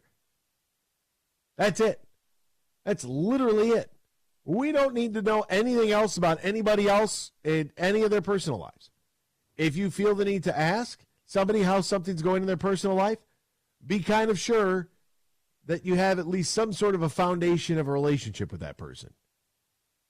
But a lot of that stuff in the workplace is just like, get it the hell out of here, right? Same goes for sports teams. You got to find people that are going to work in your locker room, that are going to get along with their teammates, that are going to buy into the message from the coaching staff. That might be the hardest thing, because how do you figure that out? Well, you have your one-on-one interviews, right? And then you start talking to high school coaches, college coaches, and think about all the people you got to do that with. I mean, if you really want to put together a good team, talent acquisition and team building are completely different. In this offseason, we've seen a lot of people moving around, a lot of moving parts here in the National Football League. A lot of teams have acquired a lot of new talent to their club. How is that all going to work out? If you're a franchise player and you're walking into a new room, a new locker room, and you're going to walk around and act like you're this, you're that, blah, blah, blah, blah. Like, maybe it works, maybe it doesn't. Right? As long as the guys in there believe that you're there for the right reasons, you're there for business, then I'm sure it'll work. But if you come in with this attitude like how Caleb Williams is already getting painted by the Bears locker room, already being painted like that, that's not a good look. You got guys already talking about that Hollywood stuff ain't going to work here, then it's not going to work. I'm telling you. And you know what? The guy who said that, I forget what his name was, the guy who said that, they might end up drafting Caleb Williams and trading him. And somebody would be like, oh, that's what you get for opening your mouth. Yeah, we'll see. We'll see who's got the longer career, right? We got a lot of time to wait and see. A lot. So we'll step aside. We're back with more X's and Bros after this here on the Michigan Sports Network. Imagine this, winning big at Soaring Eagle. The food district is now open. There's something for everyone. From Bubba Coos Burritos to Bonanno's New York Pizza Kitchen to Guy Fieri's Chicken and Ike's Lovin' Sandwiches. Savor every delicious flavor at the all-new Food District. Only at Soaring Eagle Casino and Resort. Your getaway reimagined. Visit SoaringEagleCasino.com for complete rules and details. Bill Simonson here for my good friend Josh Garvey. Now, he's a managing shareholder at Dorn Mayhew's Grand Rapids office. Their world headquarters are in Troy, Michigan, on the east side of the state, and they have locations all around the world. They have over 550 motivated accounting professionals, 90 years in business, and I mentioned the 10 offices worldwide. So if you want to connect and partner with one of the top CPA, accounting, and business firms in the world, they're right here in Michigan. Dorn Mayhew's Troy office on the east side of the state, and Josh Garvey is a managing shareholder for their Dorn Mayhew GR office. Right there by the S-curve, you'll see the new Dorn Mayhew sign. You can find out more. Just Google Dorn Mayhew. That's DOERENMAYHEW or Dorn.com. They're one of America's and the world's top CPA, accounting, and business firms. They're Dorn Mayhew. Save big on fuel with M-Perks. Earn points on your Meijer purchases in-store and online. Then use your points to claim a fuel reward and save up to $1 off per gallon of gas at Meijer. Claim your M-Perks fuel rewards in the Meijer app and ID at the pump to save. Plus, earn points for qualifying Meijer Express purchases and look for exclusive Meijer Express offers. Download the Meijer app to sign up or see Meijer.com to learn more. 10 cents to $1 off per gallon based on points earned. Exclusions apply. Not valid in Wisconsin. Max 30 gallons. Roast Umber is a farm direct coffee sourced from Central American farmers and roasted in Grand Rapids. And also the Nitro Cold Brew Coffee is a convenient and healthy option for energy with no sugar additives. Look for it at your local retailer or at roastumber.com. The Freddie the Pizza Man Foundation is dedicated to providing support to families and Michigan schools touched by autism. We invite you to join us in supporting these families and schools by making a donation at freddythepizzaman.com. With your donation, you can help provide essential resources that can make a real impact. Visit freddythepizzaman.com to make a donation and to learn more about the foundation's mission. That's FREDI thepizzaman.com. Together, we can make a difference. Huge here. AB's doing a heck of a job, and I'm ready to drop some huge opinions about what he's talking about later today at 3 on the Michigan Sports Network.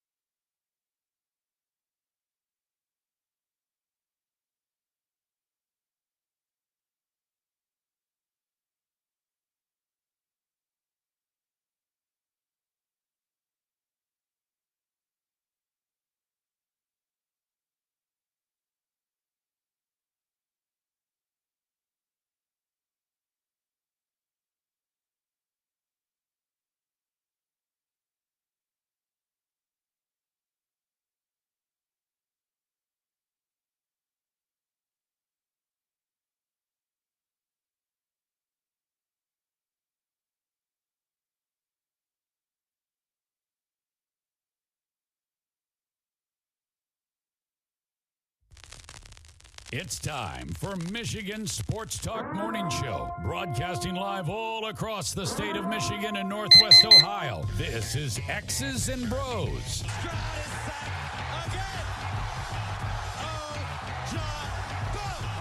Swings it out to Sadiq Bey. Defending in the corner. To Abdul-Rahman at midcourt. Extra pass. And it goes for the win. The three-pointer by Jordan Poole. Here's the give. Walker. Kenny Walker. Touchdown. Spotty. Goff's got it. Back. Looks. Throws. Ends up. Yes. Caught. Touchdown Detroit Lions. They did it. Amon-Ra St. Brown in the receiving end. Sends one to deep left center field. Back it goes, and that ball's out of here. A grand slam from Miguel Cabrera. He's got 2 goals. Larkin in on goal. Scores! His first career hat trick in his 7th season for Dylan Larkin. Here's your host, Anthony Bellino. Rise and shine, folks. Welcome back here, X's and Bros on the Michigan Sports Network.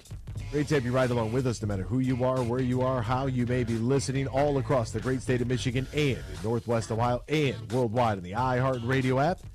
We say good morning to you. We welcome you. We thank you. We appreciate you. And, of course, we encourage you to join the program at any time. You can text the keyword Sports Radio. Send that to 21,000 Sports Radio to 21000.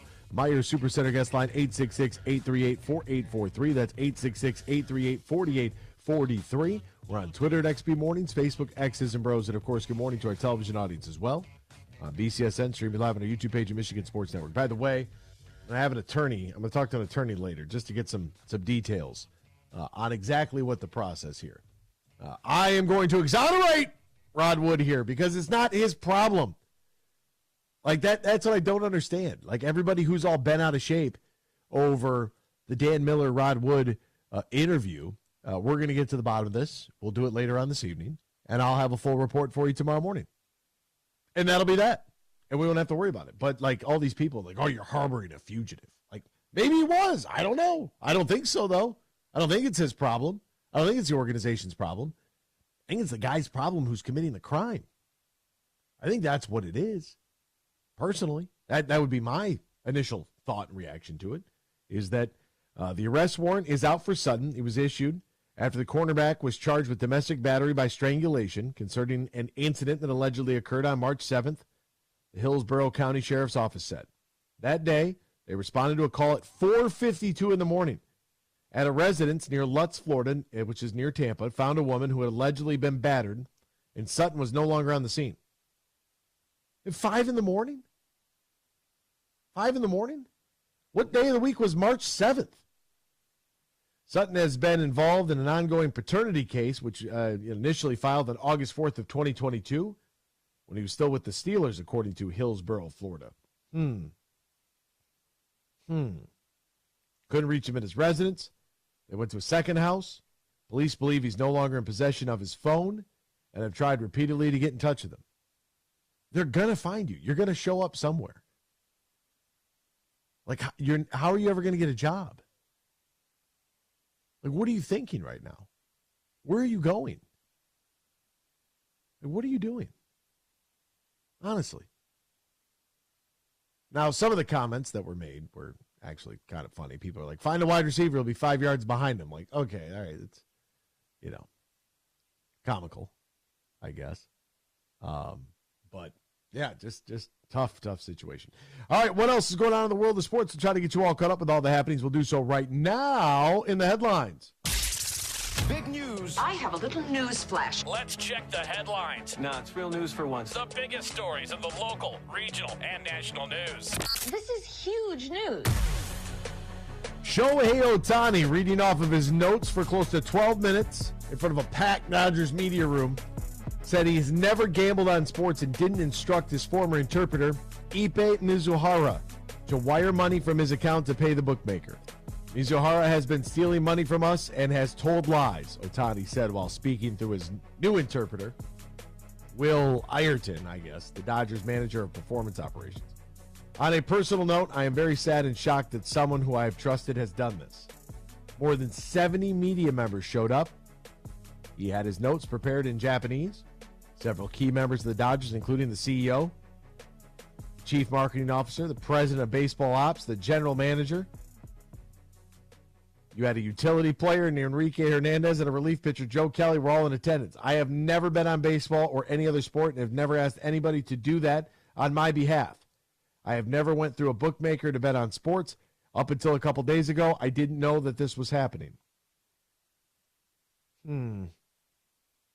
So here, okay, because Ohtani's camp had initially said that Ohtani transferred the funds to cover Mizuhara's debt and presented Mizuhara for an interview with ESPN on Tuesday night, during which he laid out the process in detail.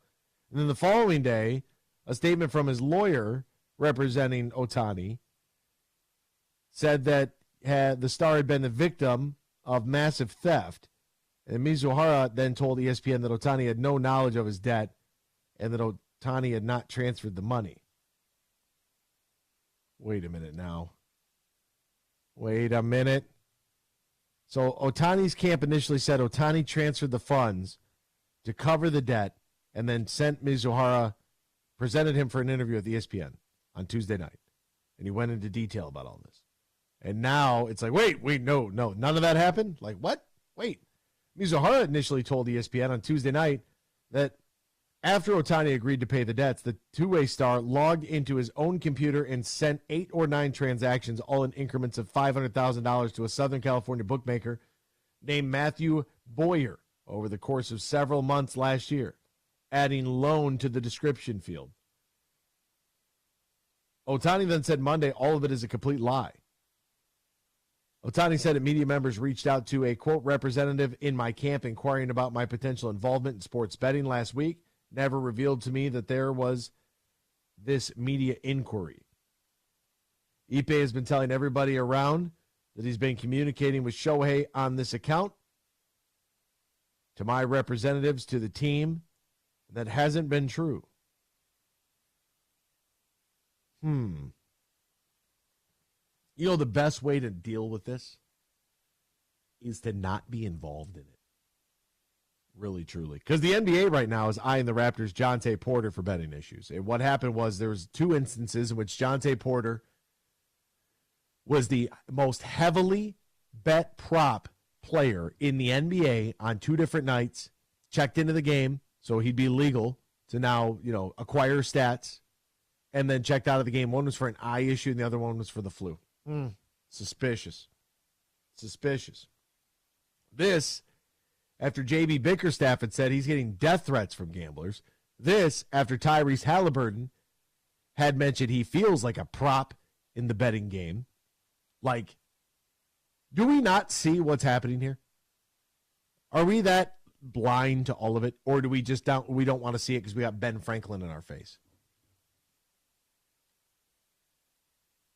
And even so that you understand my perspective here, when all those DraftKings live reads, for example, you'd hear me talk about use the promo code HUGE. I can't have a promo code. Period. End of story. That's why it's the promo code HUGE, not promo code Ant-Man or something like, whatever. X's and Bros. Like, none of it.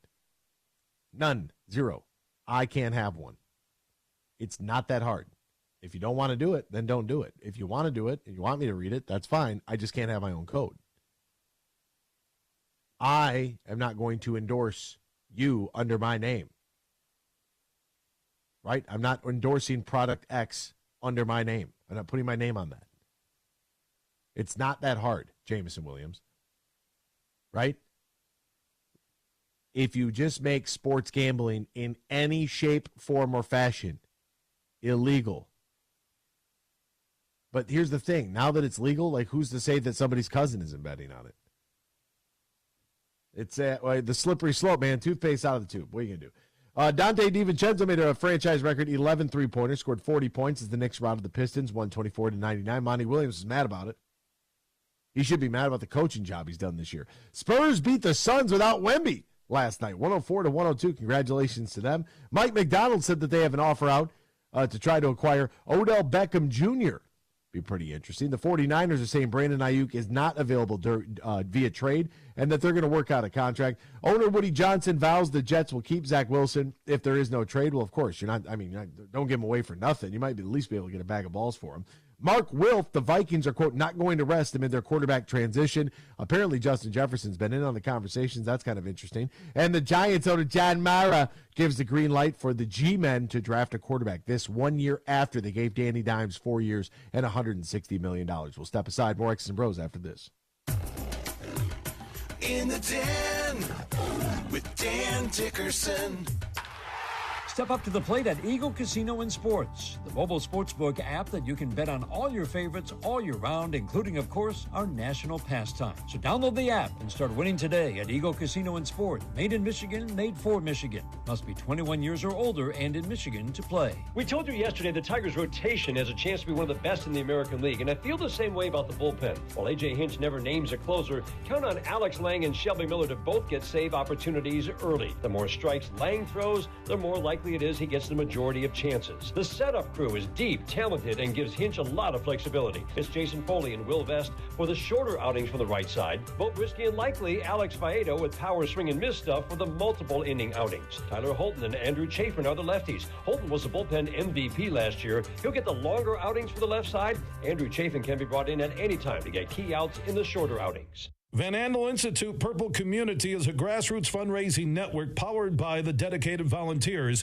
who support VAI's mission to improve human health now and in the future. When you raise funds through the Van Andel Institute Purple Community, 100% of the proceeds go directly to the Institute's research into diseases like cancer and Parkinson's, as well as VAI's science education programs. Learn how you can get involved at purplecommunity.org.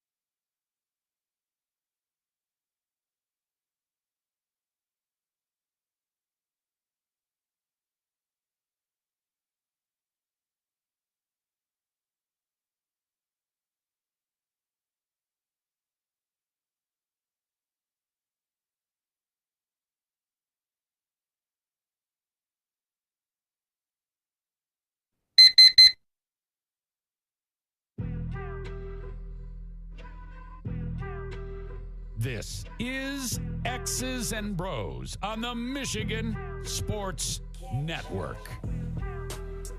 Welcome back here to X's and Bros, Michigan Sports and Network. Great to have you ride along with us, no matter who you are, where you are, how you may be listening, all across the great state of Michigan and in Northwest Ohio and worldwide on the iHeartRadio app. Just got a text here from Terry.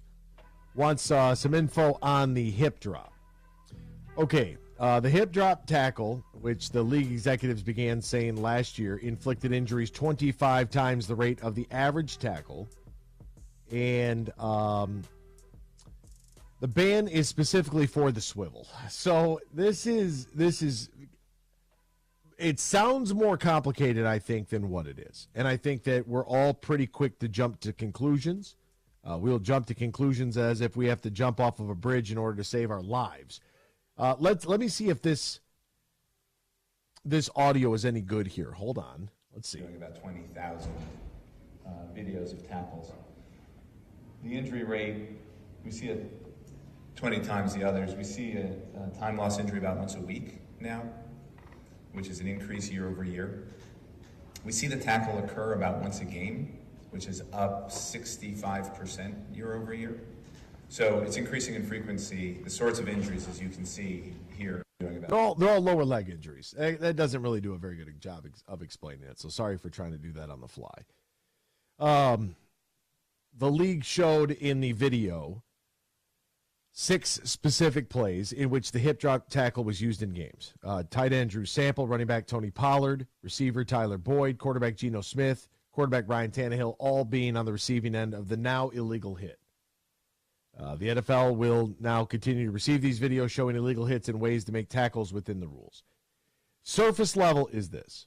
The NFL Executive Vice President Jeff Miller said there were 230 instances of tackling this tackling technique occurring during the game last season, with 15 players missing time as a result. The reality of the situation is this. There is, they don't want you grabbing a player basically around the waist and then dropping to the ground. Right? So if I'm running and you're running and we're going to meet at the point of attack, right? I'm chasing on an angle. And you're running up the left sideline, ball's in your left hand, and I'm coming in from your right. What I would do is dive around and try to grab you by the waist and then drop all of my body weight and bring you down that way instead of trying to run through you. That's what they're worried about, because when you think about the way that as you're running and I'm running, and you got the ball in your left hand up the left sideline, I'm going to hit you on your right hip. Right? As my momentum's carrying me, I'm going to end up with the majority of my body probably at or behind your buttocks, moving towards your left side, dropping my weight, rolling back. That's how your legs get tied up underneath. That's how your ankle gets fractured. The Florida State quarterback, now his name is skipping my mind. He was subject to this. The problem on the surface level is that it is making defending in the NFL increasingly more difficult. It is making it more and more challenging because we have to go low. See Kirby Joseph, right? And Matthew Stafford, that's a dirty hit. You're a dirty player. Well, we have to go low because the NFL doesn't want us going high. Because the NFL is worried about chronic traumatic encephalopathy and somebody shooting themselves in the head again. That's what they're worried about. They are worried about what happens when you are sitting there trying to eat your dinner as a veteran player and you are cutting the same steak in the same piece for 6 straight minutes. They are worried about why you cannot control the urge to want to kill yourself. That's what they're worried about. So they took, and those are direct examples from a guy that didn't even play football. Guy by the name of DJ Shipley. He was one of the youngest Navy SEALs ever, went on to the development group, talks about this at length on the Sean Ryan Show. And after a CT scan, after an operation in the Horn of Africa, they got themselves in a pretty dicey spot. He was in charge of breaching, right? Breach the wall. How are you going to do that? You're going to rig an explosive to it. There's going to be like a gelatin on the backside of the explosive. You're going to stick the explosive to the wall. You're going to pull the pin, and poof, you're going to blow a hole in the wall. Once the hole is blown into the wall, you are then going to enter and eliminate the threat, right? That's what we're talking about right now, outside of football. And DJ Shipley talks about, because of the situation that they were in and the amount of resistance that they were facing in a very particular compound, that they had to send the breaching charge while they were close to it. And when it happened, it blew both of his ears and concussed basically everybody that was near, but they had to do it. They were we're going to do this or we're going to die. And so he knew, and his team leader knew, he was trying to feel up the wall to try to figure out exactly like how much of this charge they were going to need. It got to the point, stick the charge, lay down, turn your head, and blow the thing. That is a real life. Like when I talk about people doing real life things on a day-to-day basis, that's what I'm talking about. A story that most people don't even know. But you can listen to the whole story on the Sean Ryan Show podcast, which is incredible. It's like one of the early episodes. But afterwards, the overpressure from the blast via a CT scan going back to, he had blown out both of his shoulders at this point, torn both of his hip labrum. Like he was a mess trying to get out of this area that they were at in the Horn of Africa. And he says, he's like, Black Hawk Down is like the most realistic war movie you could ever watch. That's exactly how it is. They come on you, they come on fast, and they're not going to stop. And they don't care. They're very violent. Right? He talks about it. You can listen. I highly recommend. You got 4 hours, you're in the car driving around, listen to it. It's incredible what some people do for a living. It's outrageous. So he's talking about this, and the pressure from the blast had caused, via the CT scan, like this black mass in the back of his head, right? And he talks about how he couldn't remember where he was going, couldn't remember how to get to work. He would show up at the gym and he'd just pass out. He'd be laying there for 15 minutes, get lost. Active duty. Just could not remember things. That's what the NFL is trying to stop. Like Junior Seau. That they don't want Junior Seau to happen. Junior Seau is bad for business, right? Outside of the fact that somebody took their own life, Junior Seau is bad for business. That's bad. That's where all the mothers like, my kid's not going to play football, right? But the Shield survived, as it typically does. And so we look at this, and on the surface level, it's Kirby Joseph has to go low because he can't go high because that's what you're worried about.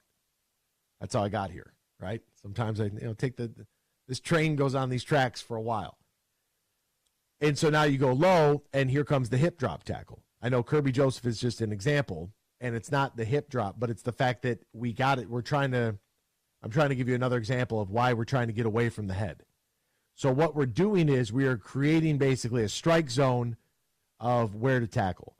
And guys have taken that now, and it's like, okay, well, I'll wrap around the waist. I'm chasing you. You have the ball. I'm hitting you on the hip. I've wrapped you up. I'm dropping using my body weight to bring you down. That's what they want to stop from. So that therefore, your legs don't get caught up underneath my body, and you don't break your leg in half. Okay? Seems like it's pretty safe. However, the actual implications of this, what this looks like on an NFL football field in real time with moving targets, is going to be very, very difficult. Very difficult. So in the previous example that I used with a Navy SEAL and a DevRU operator trying to breach a wall, that's real time with no replay. And these are the things that have to happen. You catch the football, I have to tackle you. That's the way that this game operates. In real time, with no replay, what that looks like on the football field is going to be very, very difficult. Because I'm telling you, what you see on the actual field looks like a completely different game than what you see on television or upstairs. Television upstairs, they look like little puzzle pieces. They look like those next-gen stats, right? The little bubbles here, and it winds and it turns. That's what it looks like. On the field, it looks like a massive humanity in a split second moving all sorts of different directions, colliding with each other. That's what it looks like on the field. Like, that's why height is important. Like, the taller you are, the more you can see. A short linebacker doesn't really work out very well, right? Because you can't see over the line. Where the hell is everybody? Where's the ball? So trying to make this a practical implication, I think is going to be difficult. I think it puts more on the officiating, and I think it puts more on the fact that we got to hit the break. We'll be right back with more X's and Bros. Huge here for my good friends from Flying Ace Whiskey. Now, it's an American-made whiskey bottled right here in our great state of Michigan. And Flying Ace Whiskey has partnered with the Folds of Honor Michigan chapter to help Michigan children of men and women injured or killed in combat, and also the children of our first responders who are injured or die and making the ultimate sacrifice while serving and protecting. And there's a simple, easy way for you to donate with that money going to the Folds of Honor Michigan chapter. Look for the Flying Ace Whiskey bottleneckers on bottles all across the state of Michigan here over the next couple of weeks, and you can donate, and that money will go directly to the Folds of Honor Michigan program on behalf of Flying Ace Whiskey. And also Flying Ace Whiskey has put up 4 scholarships for the children. Flying Ace Whiskey, an American-made whiskey, taking a lot of pride in America. Look for it in stores and pubs all across Michigan. We played for the thrill, that rush you feel with the game on the line. I'm Herman Moore, Lions All-Pro wide receiver. Now, with Eagle Casino and Sports, the new sportsbook app from Soaring Eagle, anywhere I'm at, I'm still in the game. Sign up now and get up to $1,000. That's right, up to $1,000 for a risk-free bet on your next favorite underdog, parlay, or prop. Eagle Casino and Sports. Made in Michigan, made for Michigan. Must be 21 or older and in Michigan to play. Roast Umber is a farm-direct coffee sourced from Central American farmers and roasted in Grand Rapids. And also the Nitro Cold Brew Coffee is a convenient and healthy option for energy with no sugar additives. Look for it at your local retailer or at roastumber.com.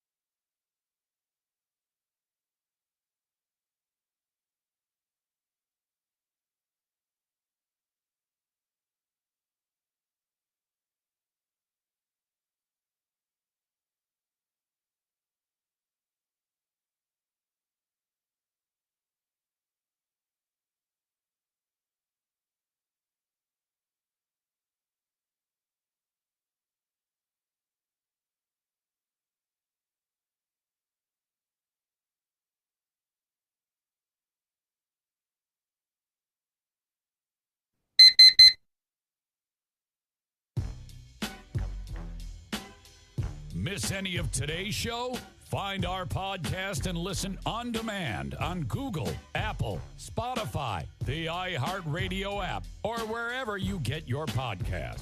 Now, back to X's and Bros with Anthony Bellino here on the Michigan Sports Network.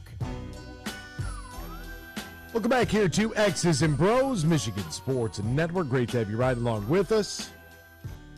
We'll have an attorney later on this evening. I'll get some details from that and have a full report for you tomorrow morning, because that's what we're going to do. All right, a couple of topics I want to dive into. I know Ryan does as well. There is this crazy sort of idea that because Michigan State hasn't made it out of the first weekend, that the team should move on from Tom Izzo. Let me be abundantly clear when I say this. Despite all of the nonsense that was talked about yesterday, which literally was nonsense. I mean, you can't talk about an assistant coach getting promoted to a head coach without head coaching experience in Sharon Moore when you're really backing a coach that got a head coaching position without any head coaching experience when he was promoted to the head coach of Michigan State basketball. What are you talking about? But I don't want to go down that route. If you think that firing Tom Izzo is a good idea, I can only shake my head at you, because I don't know if this is a conversation that's going to go down a path that's going to lead to anything positive. I really don't. If you think that firing Tom Izzo is a good idea,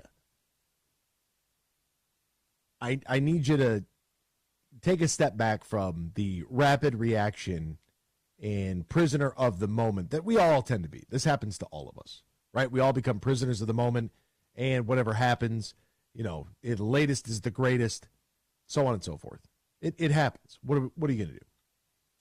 But there's been a disturbing amount of people that have wanted to move on from Tom Izzo. And the first question I'd ask them, right, because of all of the flack that Michigan seemed to have received from getting head coach Dusty May out of FAU, who are you going to go get that is going to be better than Tom Izzo?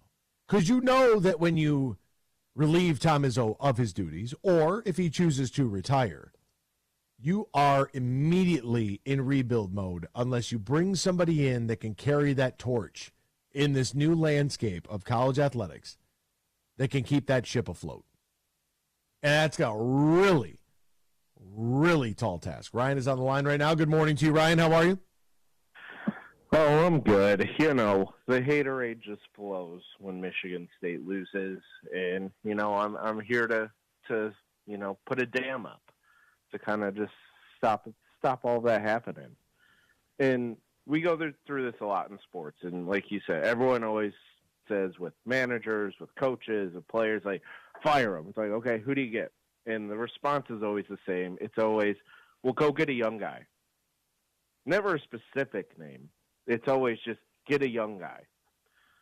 And that's what always bothers me. And listen, it's like, yes, in the last 4 years, has Michigan State kind of underachieved of the expectation of the program? Yes. If your basement of the program is going 1-1 in the NCAA tournament, things are pretty damn well. If that's the basement of your coach. Because that's what it is right now. Because we'll look at this. Has the recruiting dropped off for Tom Izzo? No, not really. They had top 5 class this past season, and coming into this upcoming year, I believe they're a top 15 recruiting class at the moment. Are players flooding the transfer portal every season for Tom Izzo? No. Like, honestly, in his tenure, I can probably count on one hand or two of players that have transferred out of Michigan State and can tell you exactly the reason why they did transfer out. There's one thing, and with the new transfer portal era, Tom Izzo has changed a little bit. Has he felt like he's had to walk on eggshells more with his players? I think so. But that's just knowing the personality of your team and your current players. But I think he's trying to adapt to some times, and maybe that's cost him a little bit, but maybe it's just anecdotal evidence of, it was this player or that player. He didn't want to lose, so he felt like he had to change his coaching style a bit. So, and when, you mentioned something that I want to get back to when you said if the basement is the NCAA tournament. Folks, I got my team that won 8 games this year. People, there are teams that are there are some coaches that have never even made the NCAA tournament, where making that would change everything. Some programs that have never made the NCAA tournament. And I know that Michigan State basketball didn't start with Tom Izzo, right? I'm aware of that. But in the modern era, young people, that's all they know is Tom Izzo. Okay, all right, you forget that Magic was there. Okay, fine, whatever, read a book. But Tom Izzo's unwavering, consistent, steadfast commitment to that university, to that program, that they named a football facility after the guy, for crying out loud. The jokes write themselves. Like, there is no way you move on from him until he's ready to go and there is a succession plan in place. Like, that's one of the worst things, like whether it's business, whether it's an empire, from back in the days when, those things were around. When there's no succession plan, when nobody knows what happens next, that's a huge problem. Like, there has to be. And that has to be a plan that needs to be in the works for many years. This isn't like a 2-year thing. This is like a 5-year plus process where it's like, okay, we're evaluating potential candidates that we can pass this torch to and move on. We can go retire. What is the succession plan? Is it talked about? Is it not talked about? It needs to be discussed. It needs to be laid out. Everybody needs to be on the same page of what this might look like. Do we have a candidate? Is that candidate committed to this? Is this what they want to do? If yes, then great. We can begin that grooming process. We can send them somewhere to gain as much knowledge as they can and bring them back. Or we can bring them in and put them on staff right now and get this thing rolling. Either way is fine. You probably send them somewhere else so that they learn how to do things a little bit differently and get some different experiences and then come back. Right? Learn how to be a head coach somewhere else, Drew Valentine, and then work your way back. If that's even the direction that they want to go, I'm just throwing that out there because there's a connection. That's the only reason I'm throwing his name out there. There's a connection. That is, I think, to Michigan State fans, I think that's what they all believe or what they're hoping for, is that when Izzo is ready to retire, that Drew Valentine will be hired within 12 hours. Like, if Drew Valentine hears the news, like, he is, putting his iPass in, the windshield. Like, all right, I'm taking 94. I'm going to East Lansing right now. For the record, in 4 hours. In the Missouri Valley, Drew Valentine in 21-22 was the conference tournament champion, made the NCAA tournament. They were ranked as high as 22 in the AP poll. Then in the 22-23 season, they took a monstrous step back. They joined the A10. They went 10-21. Last year, they bounced back, or this year, I should say, they bounced back, 23-10, regular season champion of the A10. So the guy is having some success in doing so at a different program where he is in charge of everything. And I think that's a very, very invaluable experience there.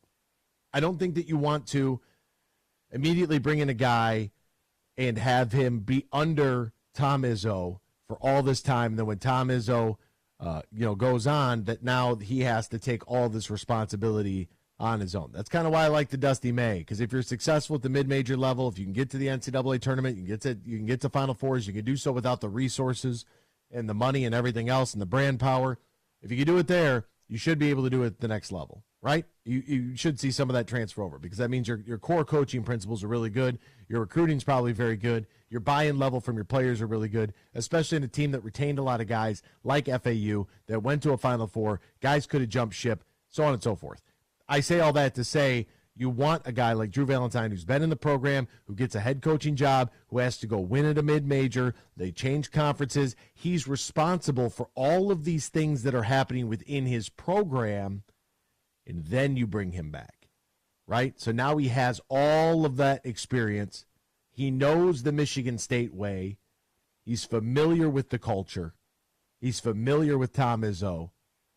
And that would be, in my opinion, that is what I would look to be the succession plan, but not until Tom Izzo is ready to go. I don't believe that Tom Izzo is in the state of mind that he cannot tell if it's time or not.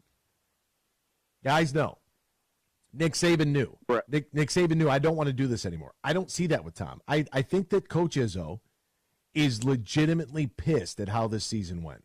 I think he is. And I think that there might be a little bit of extra something there moving forward for Coach Izzo in the way that he approaches the next couple of years for him.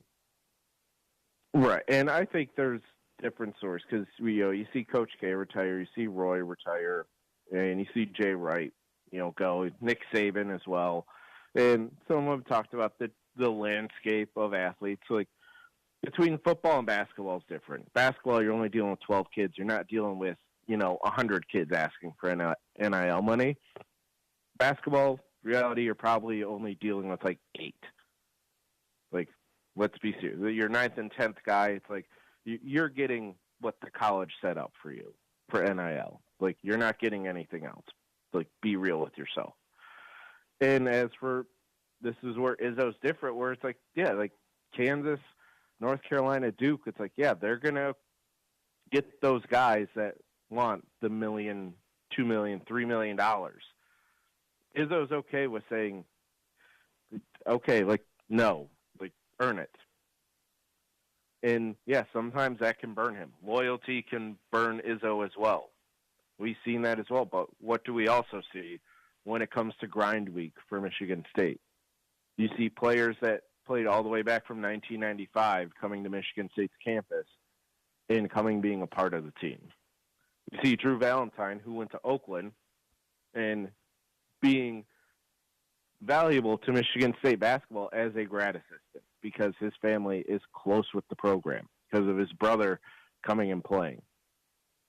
It's like, yes, loyalty can burn you a little bit, but you're kind of missing the benefits of it as well. When you're having those players come back and helping like, hey, this is what it takes to get to this spot in college basketball. Is your thoughts about Draymond Green aside, being the Kirk Cousins of the NBA of like, how the hell did he get so much money? But you know what Draymond Green can do? Come back to Michigan State and say, this is how I made it in the NBA for 15 years. Mm-hmm. 100%. I love the grind week tradition. And when I saw from my program, Nick Stauskas take to Twitter and be outspoken about what was taking place. Was it Nick Stauskas? Was it Spike Albrecht? Who was it? I don't know. Those two. God bless them. I think, Nick Stauskas was one of them, but there might have been another guy. About wearing the Block M and what it means. Like, I like the grind week tradition that Michigan State has because you can tell, and this happens because Tom Izzo has been there so long, right? It became a point of importance. I would absolutely try to institute something very similar if I were Michigan. I would want those guys back in the facility. I would want Beeline back in the facility during the offseason. Like, I would want a week where everybody can come back and they can talk to the guys. And I think that there's some invaluable, whether it's one-on-one, whether it's drills, whether it's 5-on-5, whether it's film, whatever the case may be, whether it's dinner, being around that sort of success is only going to elevate those around you. And I think that when you hear people talking about, moving on from Coach Izzo, Julius Caesar was stabbed in the back. Yeah. You know what I mean? Like it happens. And all of the great empires, typically fall because, there is a gap there in some leadership. There is no succession plan in place. Somebody's trying to circumvent maybe from the inside. We see it happen with Board of Regents. We see it happen with athletic directors and departments. Like, it gets really, really messy, really fast. And I would caution all Michigan State fans that are feeling a certain sort of way about Tom Izzo to really pull in the reins. It's the impatience of sports fans, the impatience of society. And this is nothing new because we've seen this in sports the last 20 years. If someone can't get it done within 3 or 4 years, they need to be gone. We need to find someone else. And if you think it's a new problem, go look how the New York Yankees operate with their managers. Sticking with Aaron Boone is something new to them because normally if you haven't won anything in 3 years, you're fired. But it's more about finding that leader and talking to players. Okay, are things going well? Yes. Okay, maybe we're not getting all the success we want, but there is some success there. Maybe the Yankees are the best example because they finished last place in the last 2 years. But it's more about just not being that impatient, overall leader of saying, hey, we need to build something here. And sometimes that plan works. And you can see Cassius Winston come up and grow in 4 years, lead you to a Final Four. And sometimes that patience can maybe burn you a little bit, where you go to Foster Loyer, A.J. Hoggard, where you expect these guys to come in, step in, and do that. And you know what? They didn't. But is that the reason you're going to get rid of a leader? Is because one time a plan didn't work out? There's going to be ups and downs. And I really do feel like, what you got to look at is the overall trajectory. Where is your plateau, right? And if the plateau is 20 wins in the NCAA tournament, if that's the floor, then you're in great shape. You really are. You're in great shape. You're a couple of bounces either way of changing the entire narrative and all the rhetoric surrounding it. Did I have my fun with my Sweet 16 stat yesterday? Yes. I get tired of the Mr. March stuff? Yeah. You're going to need to win more than one to be Mr. March. But I can tell you this much. It doesn't mean that I don't have respect for that program or what he's built there. It doesn't mean that I wouldn't trade for that in a heartbeat. You're talking about 25-plus years. How many coaches has Michigan had since 1996? Top of my head, 5. Right. And I said this when Mark D'Antonio was the head coach for football. It was because he was the coach from 2007 to 2020. It was a coaching search is become rare for Michigan State fans because we went 13 years without having to think about hiring a football coach or a basketball coach. And let me tell you, folks, that's a blessing. That is a blessing. I haven't gone 13 days without thinking about hiring a coach, Ryan. That's for sure. Hey, we're up against it, so we're going to step aside. We'll be back in action tomorrow. Red Wings Bender begins tonight, folks. We didn't even get to jump into it. The first of 5 pivotal games. Every game is a playoff game from here on out for the Detroit Red Wings, so make sure you're tuned in for the puck drop over on Bally Sports Detroit. Be there tonight. Clutch your pearls, do all that. Big-time matchup between the Wings and Caps at 7 o'clock. We'll see you tomorrow here on the Michigan Sports Network.